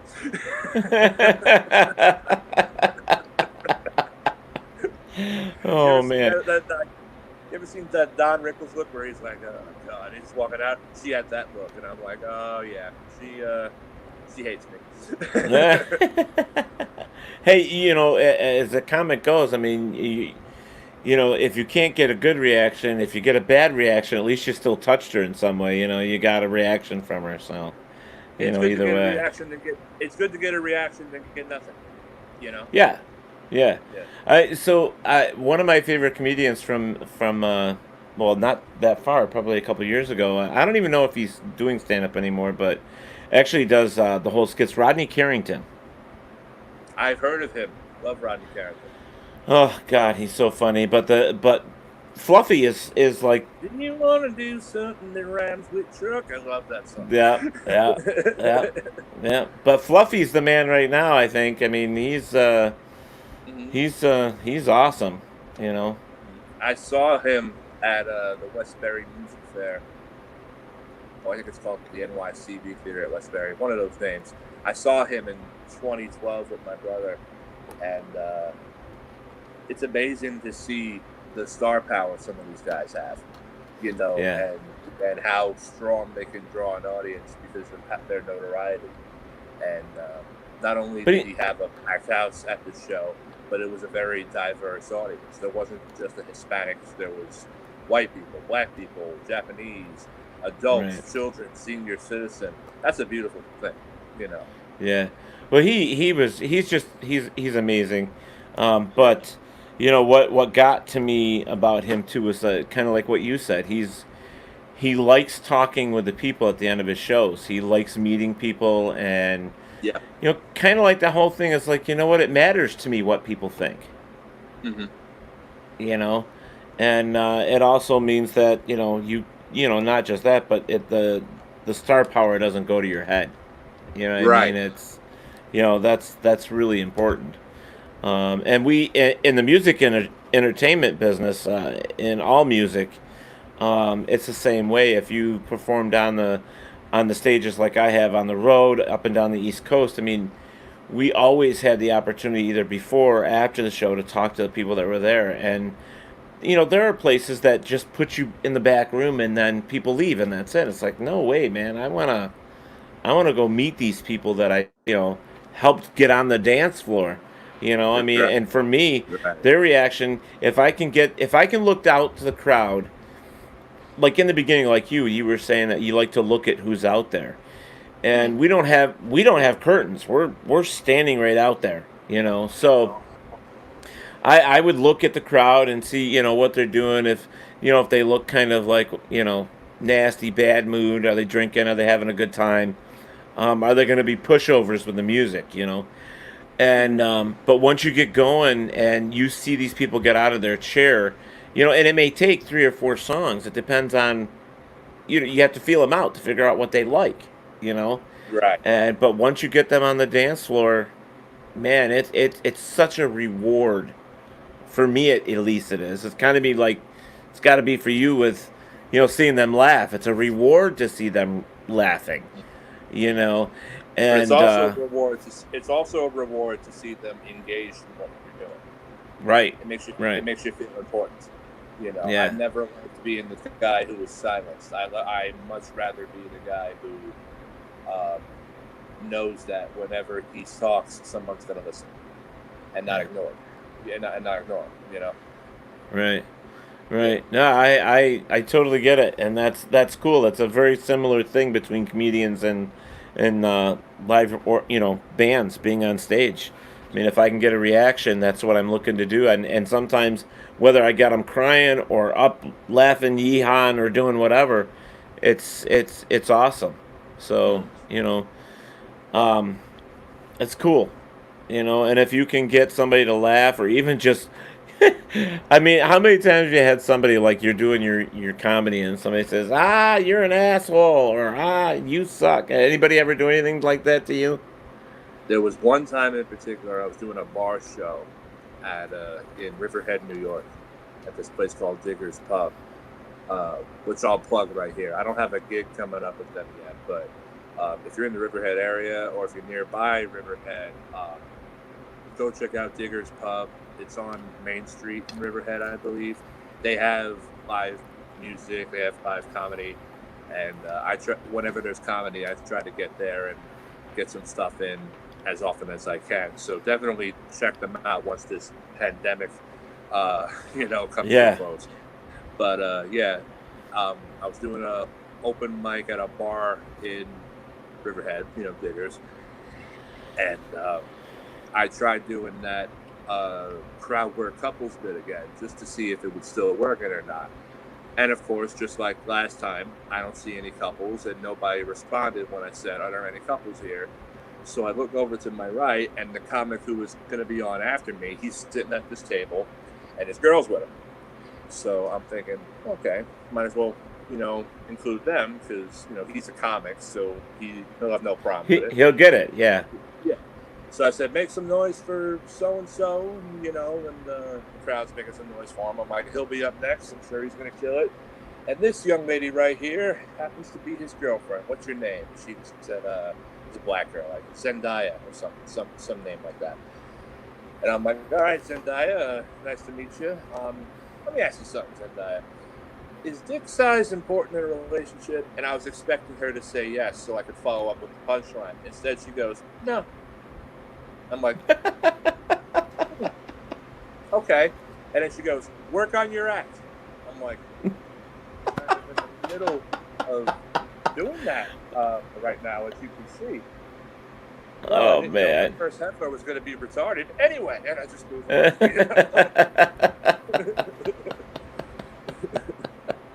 Well, yeah, it's got to be tough that when you get something and you're trying to set somebody up and they don't give you the reaction or the answer that you're looking for. That's got to, I guess you got to have a good backup plan, right? Yeah. One of the most common asked questions that comedians get is what happens when you bomb? The answer is simple. You keep going. You can't stop and try to fix it. You just got to, accept the mistake. Maybe throw out a line making it funny that you messed up. I call them bomb lines. I use them every now and then. Some comics don't like to acknowledge when they bomb. I do. Like if I say a joke that doesn't work, I'm like, yeah, I had a feeling that was going to suck too. I'm with you. And I'll just move on. Or I'm used to getting no laughs. It's okay. Yeah, but at least, even with you saying that, it shows that you're still trying to get the crowd to react with you, but I'm pretty sure you probably got a couple laughs after that, too, right? Oh, yeah, I thought that was going to suck. Now, all of a sudden, you got them laughing. So, Now, do you use a lot of life things in your stand-up? Like life situations? Yeah, I talk about relationships. I talk about weight problems. Because I'm not exactly Callista Flockhart, you can tell by looking at me. I'll talk about pretty much anything. Humor. Yeah, I'll talk. Yeah, and anything that basically comes to mind that's true to me. I try to be as honest as I can up there. Right. Now, do you guys write this stuff out? You script it? I script it. Sometimes I'll throw some embellishing in there. And, like I've told jokes on stage where they're presented as stories that never really happened. They were just they were just there for the joke. Other comics have done that. Larry the Cable Guy was the master of embellished humor early on in his career. I'm talking pre-marriage, while the blue collar thing was going on. Like he would tell bits like there's a naked photo surfacing of me on the internet, but it's really weird. It came from one of those overhead traffic cameras. Now anyone with common knowledge would know for a fact that there's no way Larry the Cable Guy, a grown man in his 50s, would be out at a traffic light butt naked showing off. Right. Unless he's some crazy drugged out maniac like Sam Kinison. Like Joey Coco Diaz, he had a bit about doing coke with his cat. He never really did coke with his cat. It was simply just embellished for the sake of the joke. It was just a joke. Yeah, I did a lot. He'd be like, yeah, I did a line, Mr. Whiskers did a line, and then we looked out a window together. It was fantastic, Oh, geez, where did that happen? I'll embellish some of my stuff, not all of it. I will write it down, but I'll write them down more in the form of bullet points. Like I'll have a thought, and then I'll write down the bullet points that remind me of said thought. And then come the night of a gig, I'll take all the notes that I have and construct a set right there based on the time that I'm given, and I'll just try it out. Occasionally I'll throw in some backups. There have been times where I put a set together and then I thought to myself, ooh, this isn't going to work. And then I would decide last minute to simply not say it, I never film my stuff. I never record my stuff. I just simply just go out there as it is because, I have a feeling that recording your stuff early on in your career as a comic kind of sets you up for failure because your material is out there for anybody to steal. Right. Like not like unless you're a big name doing a Netflix special, then that's different because then it's not only your material, that's licensed, but it's also licensed property of Netflix and the broadcasting company that put that out there. So anybody who steals that is technically stealing from a publicly traded, national known company, and then they'll be immediately subjected to lawsuits. Right. But younger comics, they just have to keep going. And yeah, I write every day, and I try to keep my stuff. Well, I shouldn't say try. I know I keep my stuff as exclusive as possible for the people there in attendance. And awesome. I just build off of that. You know, I'm not one of these, you know, like I noticed during the pandemic, there have been a lot of comics doing web shows. Like, they'll do something like this and do stand-up over a webcam. To me, I think that's the stupidest thing you could ever do as a comic, because the audience is not there. You need that audience reaction to know whether or not your shit works or not. You don't just need to hear them, you need to see them. You need to actually be there in the setting. Body language, you got to see what they're doing, yeah. Right. So, you know, I don't do any of that webcam shit when it comes to my act. It's strictly live, you know, and that's it. You know? How much, now, when you're writing your jokes or your stories that you're going to tell, how many notepads do you go through? Do you wad up a lot and throw them out and like, oh, there goes another fucking tree, you know? There's a lot of scribbling, you know. Like, I'll write something and go, ooh, that's terrible. Scribble. Okay, next page. Oh, that sucks. You know? That's funny. Oh, man. We with my band, I keep bringing this up, but it kind of works what we're talking about. I remember, like a few times downtimes in between, like when you go from one song to another, there's usually a couple seconds for the switch for the guitar change or whatever. It came to the point, because I'm a big guy, you know, the guys in the band, one of them in particular would look over to me and get up on the mic and say, "Hey, Ted." I'm like, "Yeah, what?" You know, you always want to be big on stage. Look at you. And I'm like, oh, yeah. And then I'm like, really? Is it that funny? He goes, well, yeah, you're in shape. I'm like, yeah, I guess I'm in shape. Yeah, round is the shape, right? I'm like, oh. Yeah. Yeah, he was roasting me, but I got him back because old Italian, you know, not real old, but a couple years older, 10 years older than me, Italian guy, big nose. And he was going on me, and I for some reason it got into my head, and I kind of looked at him. I go, "Joe." He goes, "Yeah." I go, "Can you inhale Peru with that thing?" So, you know, yeah, it's like I got him back a couple times, but it's like, you know, it's comedy. I love comedy. I mean, now I'm going to kind of break this up a little bit because I think we should talk about it, but what is your favorite part of comedy? Like, not just stand-up. What else gets you laughing? What type of comedy besides stand-up? What type of comedy besides stand-up gets me laughing? I mean, for me, it's like physical comedy. Old Abbott and Costello. You know, some stuff like, you know, Laurel and Hardy was okay. Three Stooges, they were okay. But I was a big Abbott and Costello fan. Huge, you know. Hey, Abbott! You know, stuff like that. And Brian, 4. Yeah. Who's on first? What's on second? I don't know. Third base.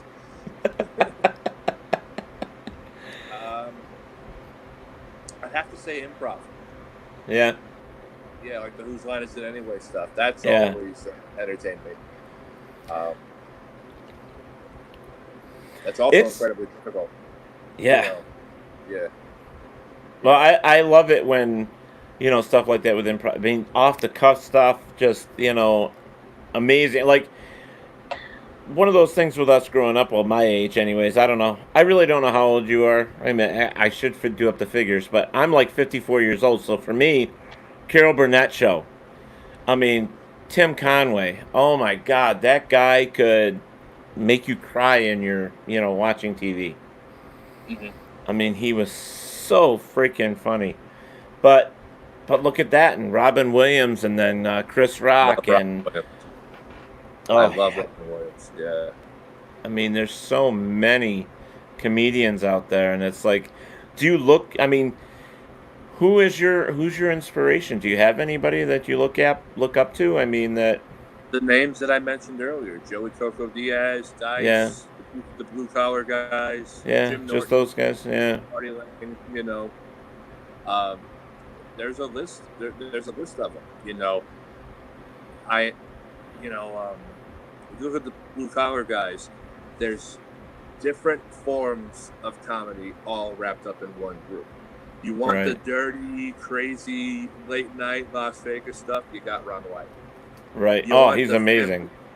You want the family friendly stuff, you got Jeff Foxworthy and Bill Engvall. You want the silly, slapsticky stuff, you got Larry the Cable Guy. That's a perfect, combination there. Joey Diaz and Artie Lane and Jim Norton, I'm a fan of those guys because of their ability to not only be honest with their material, but to take such dark, negative stuff and make it funny. I think that's a beautiful thing with comedy, to bring laughter and bring joy and positivity to things something that that's dark. To bring. Yeah, I've always admired that. Andrew Dice Clay is just, he's the Elvis of comedy to me. I mean, and I'm not saying that because he has some looks similar to Elvis, but if there's a Mount Rushmore of stand-up comedy, he's on it. He's definitely the man when it comes to that.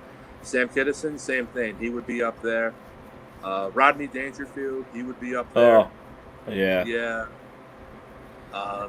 God, there's so many. Howie Mandel, what do you think about that guy? He had his moment. It's kind of like Billy Crystal. He had his moment, Yeah. I don't know. He's got some okay stuff. I saw him live too at Westbury, and he's very good with crowd work. I will give him that. Like, I saw it firsthand. There was a woman in the front row area, and her cell phone started ringing, and it was loud. Like, you could hear it from across the theater. And Howie immediately stops talking and goes, "Whose phone's ringing?" And you can see the woman go, "Oh, I'm sorry, I'll turn it off." She goes, "No." He goes, "No, answer it. Go on, answer it. It's probably an important call." So she answers the phone. He goes, "Who's on the line?" And she goes, "Oh, my daughter. Let me talk to her." So she hands him the phone, and he sets it up to where you could hear the daughter, on the line, Right. "Hello? Hi, this is Howie Mandel. Who's this?" "Hey, this is Christina." "Hi, Christina. Your mother's here at the Westbury Theater. We're having a great time at the comedy show. She's currently in the back blowing the crew, but she'll be home soon, okay? Love you."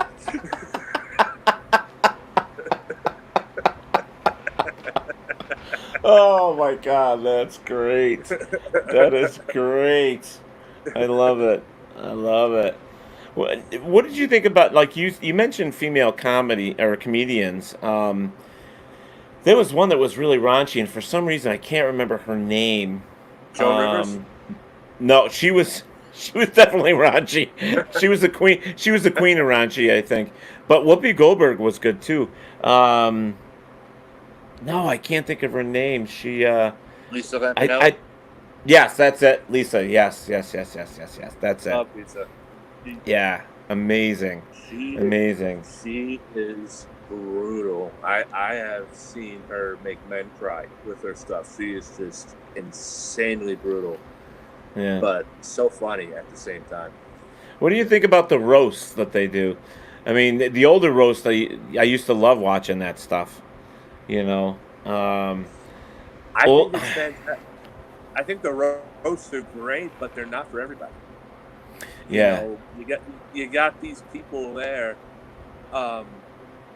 Comedy Central's in the business of pleasing stars. That's why you see a lot of these celebrities, at the roast who aren't comedians, and they're telling jokes because they have jokes written out for them by the producers.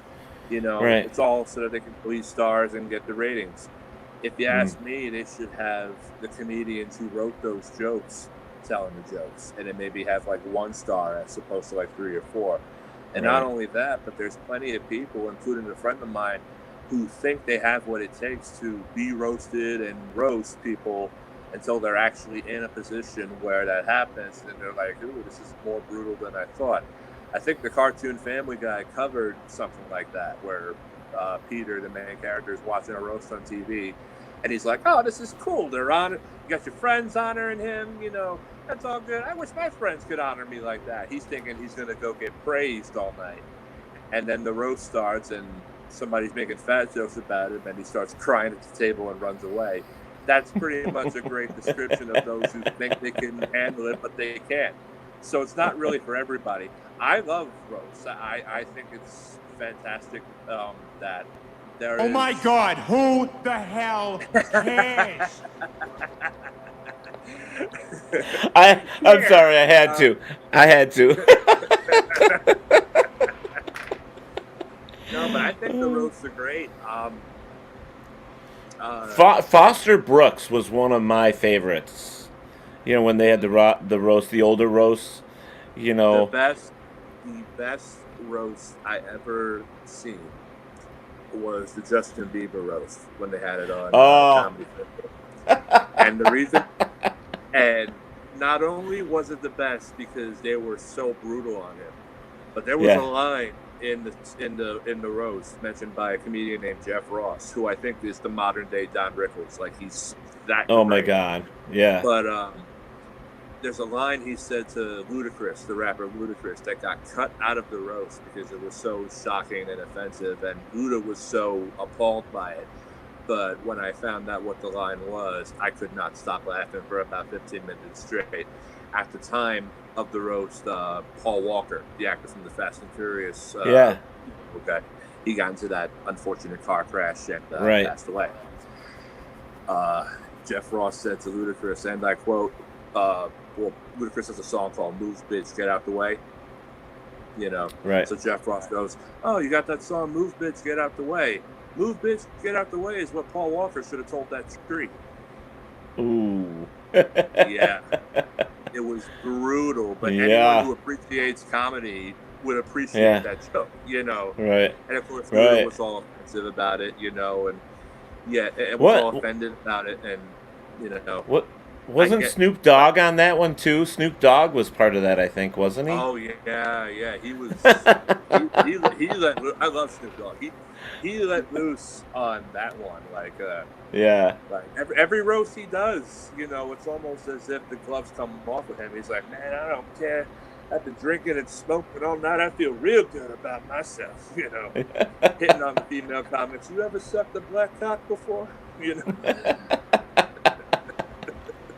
Yep. Oh man, I mean, I watched some of the real old roasts with Dean Martin and Don Rickles and all that stuff, and that still today makes me laugh. I mean, some of those. I saw the Johnny Carson one.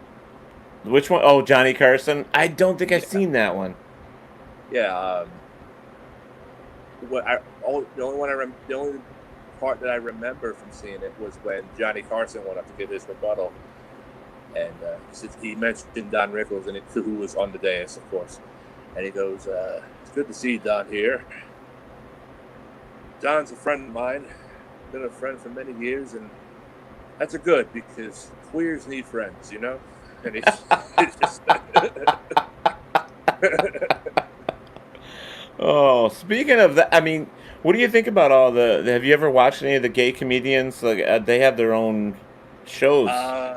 I'm trying to think of the name of it, too. Mario Cantone.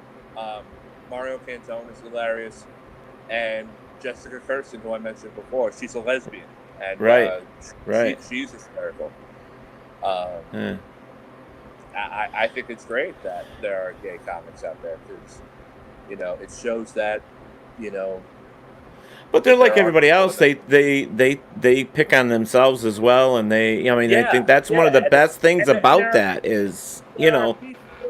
There are people out there who think, and I'm not gay, but there are people out there who think that the gay community is filled with all these frigid people who can't take a joke. So when you see gay comics out there, doing their thing and being great at it and being brutal at it, it shows that, hey man, these guys got a backbone too, and these guys can, hang with us too. Right. I think it's fantastic. Yeah.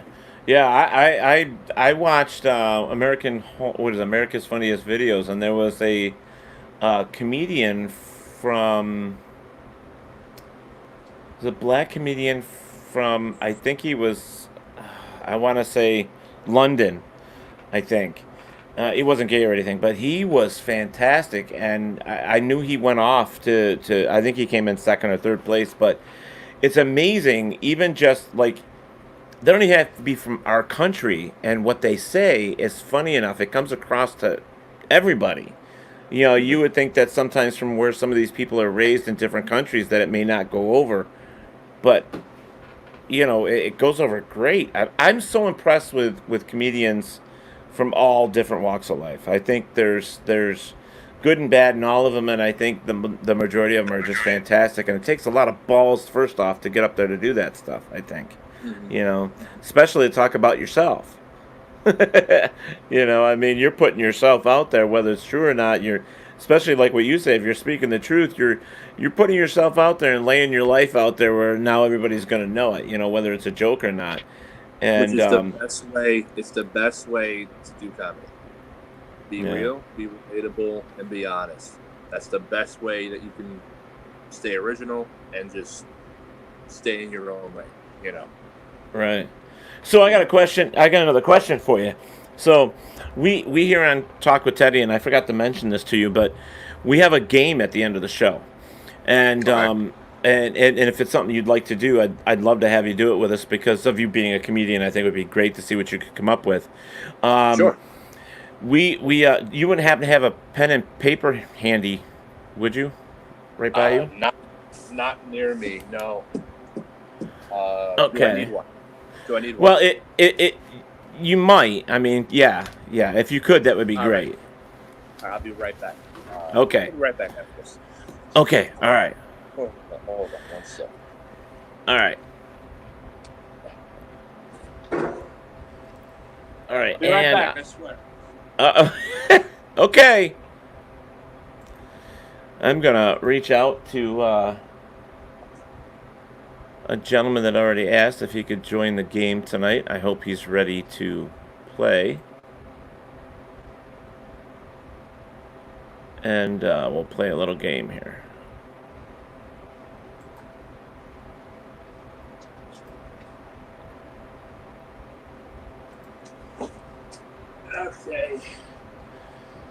Okay. Cool. So what we like to do here... Hold on. Can you still see me? Oh, whoa. No. Well, there you go. Now I can. Now I can. Right. Yep. We're good. All right.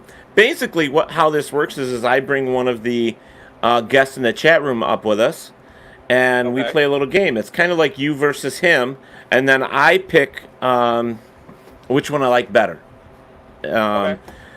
So it's kind of a fun little game. Now, if I suck, don't be mad. Lower your expectations. Okay, well it doesn't. Hey, it doesn't go on your resume, so you're good. Okay. So, so here's. Oh, there he is. He was quick. All right, so I will introduce you guys. You're gonna have to do something with. You're gonna have to do something with that fan. No, Matt. No, I'm sorry.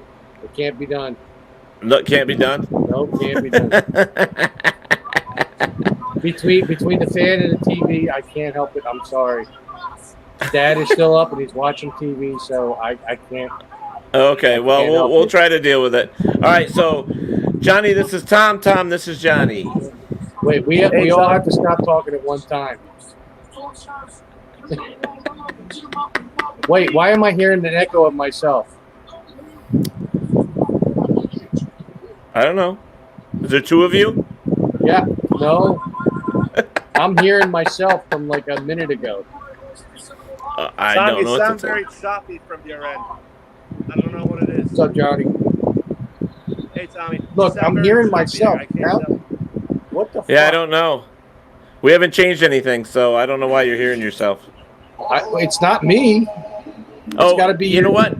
Johnny might have. Johnny is hearing us through his cell phone, so Well, he know might what? hear you there.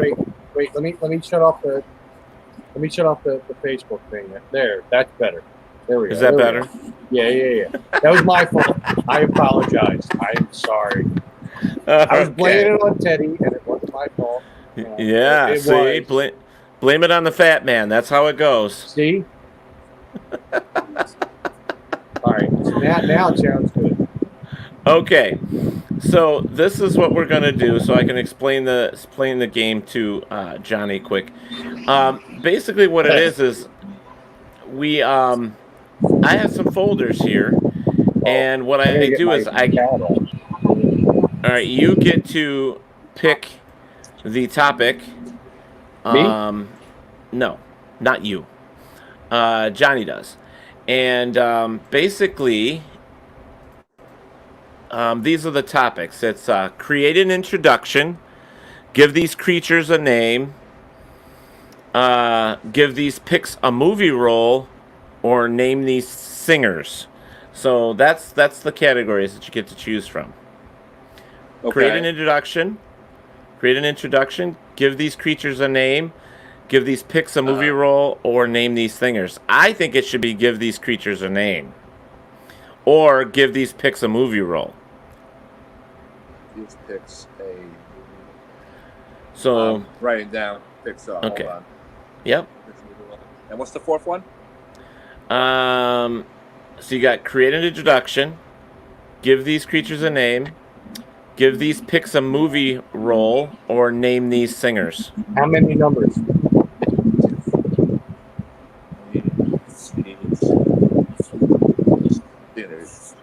Is the numbers based on what you picked? Hold on, Tom. Maybe we should Hold let on, the people Tom. watching decide. Let it be what's the most popular choice amongst them. Little boy Blue. He needed the money. So give these creatures a name, I guess, is probably the funnier one. I like that one. All right, let's do it. How many numbers? Let's do 6. All right. So number your paper 1 through 6. Okay. Hickory, dock. This bitch was sucking my cock. The clock struck 2. I dropped my goo. I dumped the bitch off on the next block. End of story. Good old Mother Goose. Remember her? I fucked her. All right, Tom. Oh, I can go on about Andy Cosplay. You don't know. Yep. Okay, so I'm basically going to give, let's see, so 6 pictures, then you get to make a name for these creatures. Are these new pictures? Okay. No, I haven't had a chance to get new pictures Oh, yet. God damn it. Come on. What the hell is your excuse? Come on now. Oh, you know what my excuse is. Are you going up? All right. Oh, well, you can mute it. I'm just loading this Sorry, I'm loading talking the Dad, 6. His dad's going up, so he's muting the Okay. TV, so that should make it a little easier to hear me. So Okay. All right. That's 3. give me that. 4.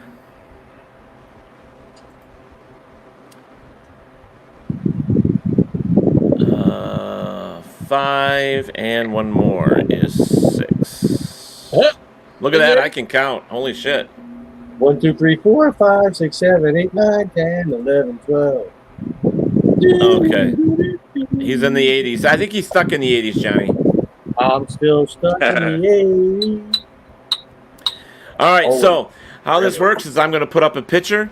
You're going to have a little bit of time to create a name for it, and then like a picture. Ha ha ha. No. So I'll put up a Or picture. are you talking a picture? A picture. Oh. Sorry, you're in PA. You don't know how to talk. I'm sorry. No, you're in New York. You don't know how to talk. I'm just saying. So I'll put up a picture. Guys, You create a just name. agree that we're equally as I don't know. All right, so here comes the picture. The first picture, you guys come up with a name. Do not say it out loud. Just write it down. It's a Kool-Aid Man. It's a picture. Oh yeah. Oh, man. You know, I'm going to use something I used before because it's more prevalent than this one. Even though it looks like a beagle, but I'm going to do it. Jeez. Just come up with any name. Doesn't matter what it is. Dad's Whatever. going to bed. Say goodnight. Good night, Dad. So Dad says goodnight. Dad says goodnight. All right, I got it.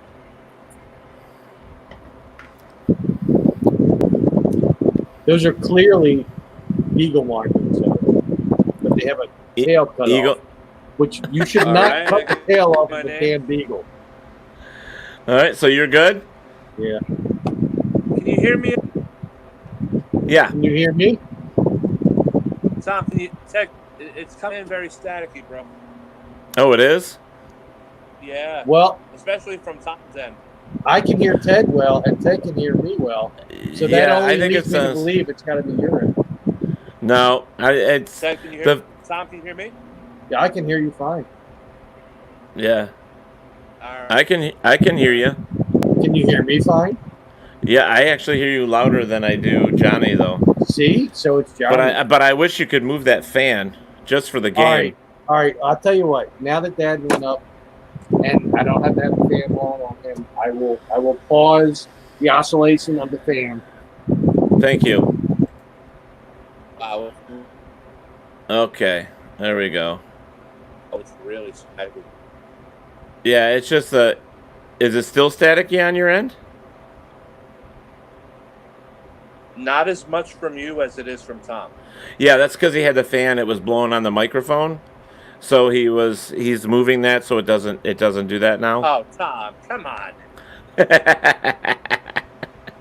He's a funny guy, just like you.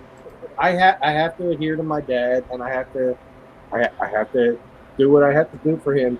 And now it's not on me anymore. So There are you you go. okay? Can you hear me now? Yeah. Okay. I How think about everything's Johnny? good. Johnny, can you hear me now? Well, You're still staticky. well then that's on Really? you because Ted can hear Wow. me fine. That's crazy. On me, it's probably on whatever basement you're in right now. No, that's all on you.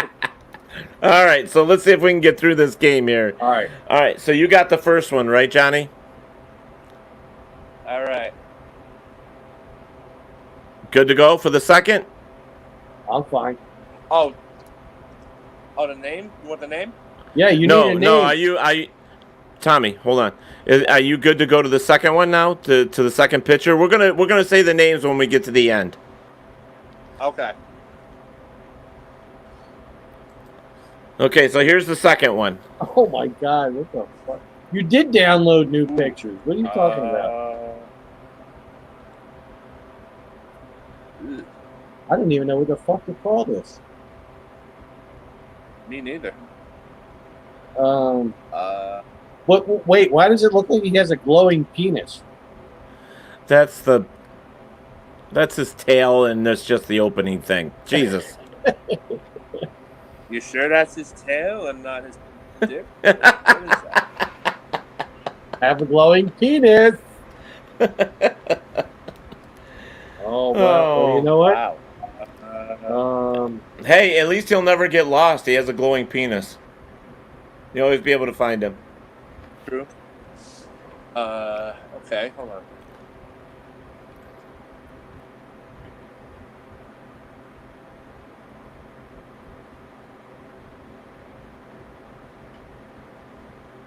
So that will. Yep, that's part of the name now. All right. Here's number 3. Ah. Oh. I love this one. What the hell? I think I saw that in the backyard by the garbage cans. God. Such a TT in the city. Dude, Could you imagine? I had an awesome time hanging with Kenny and everybody at his place tonight, man. It was a great time. Cool. We'll talk about that afterwards. That's cool. Oh, no, definitely. Could you imagine if a mouse was that freaking big? Not or to mention gerbil it had or a whatever tail it is. that big. Hamster? That's a big tail. That looks more like a guinea pig. Yeah, I think it's a gimme pig? That's a gimme pig. You like having guinea pigs?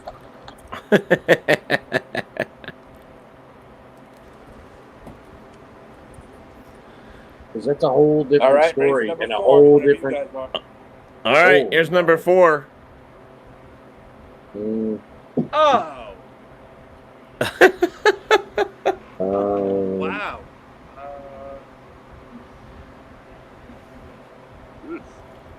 I know it's like some of these creatures are just like, what the hell?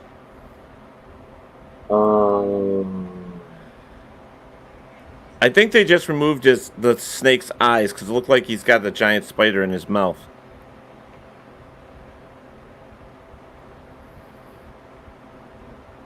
Okay, this name is going to be pretty lame compared to the other one, but that's all right. That's okay. We don't care if they're lame. Oh, excuse me. I'm sorry. I didn't mean to bring that up.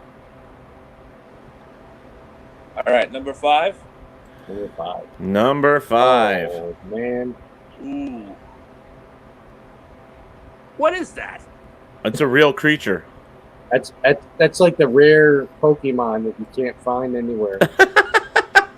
Like if you're playing Like Pokemon Go, you have to go to like a really rare location in Pokemon Go to find this one. This is actual. Pikachu had a Down syndrome baby. That was bad. Sorry, I shouldn't have laughed at that. But yeah, I got it. Thank God it's a comedian on here, right? But that's an actual real creature. We have some weird creatures in our world. Mm-hmm.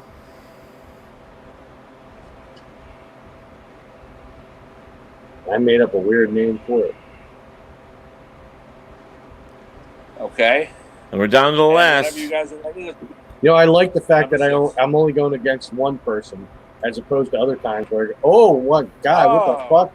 That looks like some refugee from SpongeBob. What the fuck? Chocolate.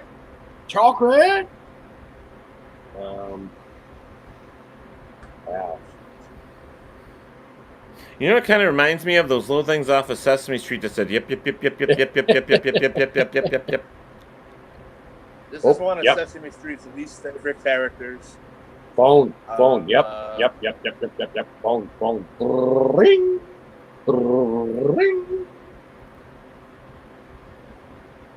Oh my Lord! I don't even have a word for this.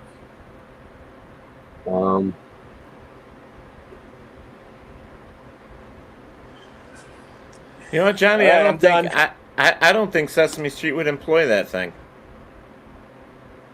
Me neither.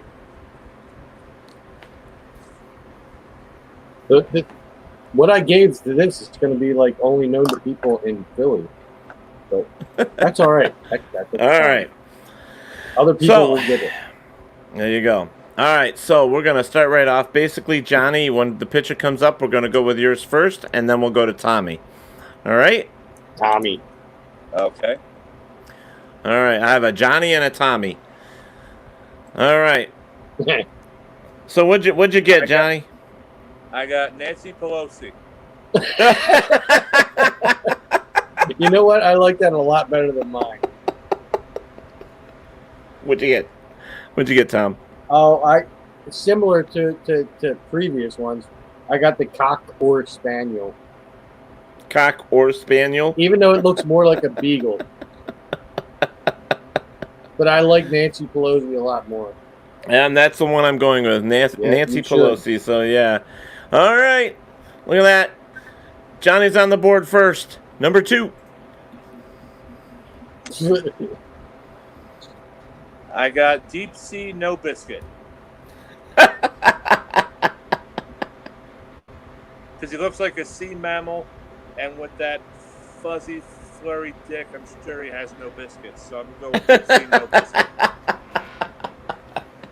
That's hilarious. I got the glow dickosaurus. Tom, you could have done better on that one. Well, I tried. I'm half shot in the ass right now, so you know what I mean. I'm gonna go with Johnny on that one. Sorry. And you should. All right, Johnny's got 2. I might get this one.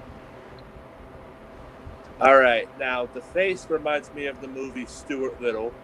Yep. And lions have always been impressive specimens as far as the animal kingdom goes.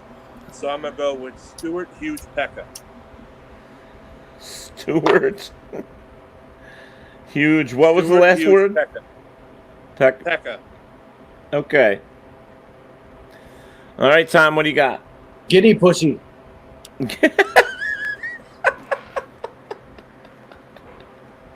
I like that. Guinea pussy. That's pretty good. I'm going to go with that one. So Tom's on the board. All right. 2-1. All right. If you come to Long Island, there's plenty of guinea pussy. See? There's plenty of it in Philly, too. I'll tell you. All right. Depends on the neighborhood you go to, though. Yeah. All right. For this one, I'm going to go with Lady Gaga's aborted fetus. Oh, my God.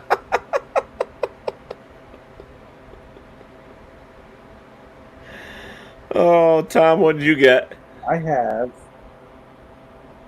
I'm sorry. You can't read your writing? No, I can't. That's what happens when you get drunk, though. I have. Wait, why did I put rattlesnake? All right, so that's what. You know what? I lose on this one. I give it up. Okay, well, Lady Gaga, yep, that works. That's it. That's the one. All right, so it's 3-1. At least I have one. All right, for this one, I got where'd the picture? Oops. Wait a minute. There we go. Oh. All right, for number 5, I got Pico Woo That's Ugly. Peekaboo, that's ugly. I like All that. one word. Pico Woo That's Ugly. There you go. I have platter fuckeritis. Platter? Platter fuckeritis. Platter fuckeritis. Oh, that one's a tough one because I like them both. Yeah. We'll come back on that one. That's what she said. Number 6. All right, you said this one looked like that Sesame Street character that goes yep. Yep. For this, that made this one easy for me. I'm going with nope. And I came up with the South Street hooker. And like I said, like most people from Philly will get that. Oof. Wow. You know, I think I'm gonna go with nope. Yep. But you're gonna get the Platyfuckosaurus on the other one. So we're gonna give Tom, you get 2, and Mr. Johnny wins with 4. Right.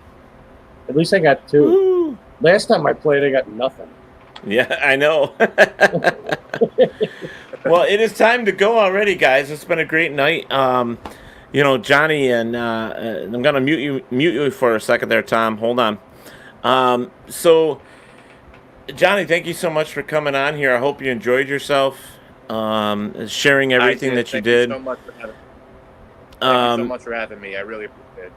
You know, it was great. Love the stories. Love the whole thing about, you know, the sharing the truth. You know, it was Yeah. to someone that's going to be listening to this. Hopefully, they'll understand that they're not alone in this, and that look at Tom, he's killing me. Anyway, bitching at nothing, right? So I put my hand over the screen so I don't see him. I'm gonna do the same. There you go. No. Oh, that's funny. The see now he's flipping his arms. They're like, yep, okay. So, anyways, but no, I do appreciate you doing that. Coming on the show, it was actually very enjoyable for me. I really enjoyed it all. Giving us the insight of from the wrestling to, what you went through with the depression and all that stuff, and then talking about the new love. Being a comedian and what you enjoy about it and stuff. I really appreciate you giving us all your truth. That's just fantastic. Well, I appreciate you for having me on and giving me the chance to actually tell my story. It only gets bigger from here, and the more the years go by, the more my story will grow. And right, platforms like this to actually speak openly are a blessing. So thank you, sir, for having me. I really appreciate it. Yeah, not a problem. I just, ignore Tom. I do. Just. But, all right, yeah. So it'll be available. I sent you the link, so you probably have it, like you asked before. So, it's great, man. And down the road, I'd love to have you come back. I would love to come back. Awesome.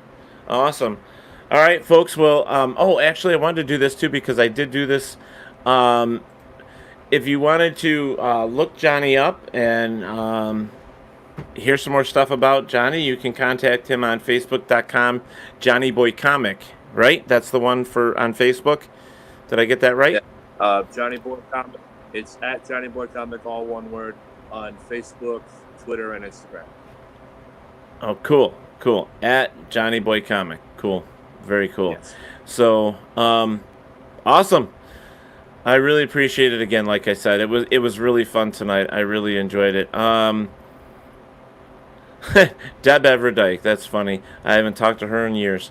She just popped on here. Sorry, Deb, we're ending at the show. You came real late.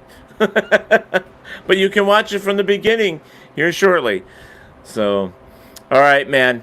Well, you have yourself a good night, and hopefully we'll see you. I mean, I'd love to see some of your stand-up, and I don't know. I just really appreciate it all. I like it when somebody come on here and be real. You know what I mean? That's very important in today's society to be real. Thank you, sir. All right. You take care of yourself. All right. All right, guys. Don't forget Tuesday nights, Thursday nights, and Saturday nights at 11 o'clock right here, WLFE DB Radio Network. You can catch Talk with Teddy. We are here every week, those 3 nights, usually an hour and a half, 90 minutes, maybe 2, depending on what's happening. And, I say this every night when we close. Besides taking care of yourself, take care of your neighbors, because you never know when you're going to need your neighbor. All right, you guys, have a good night.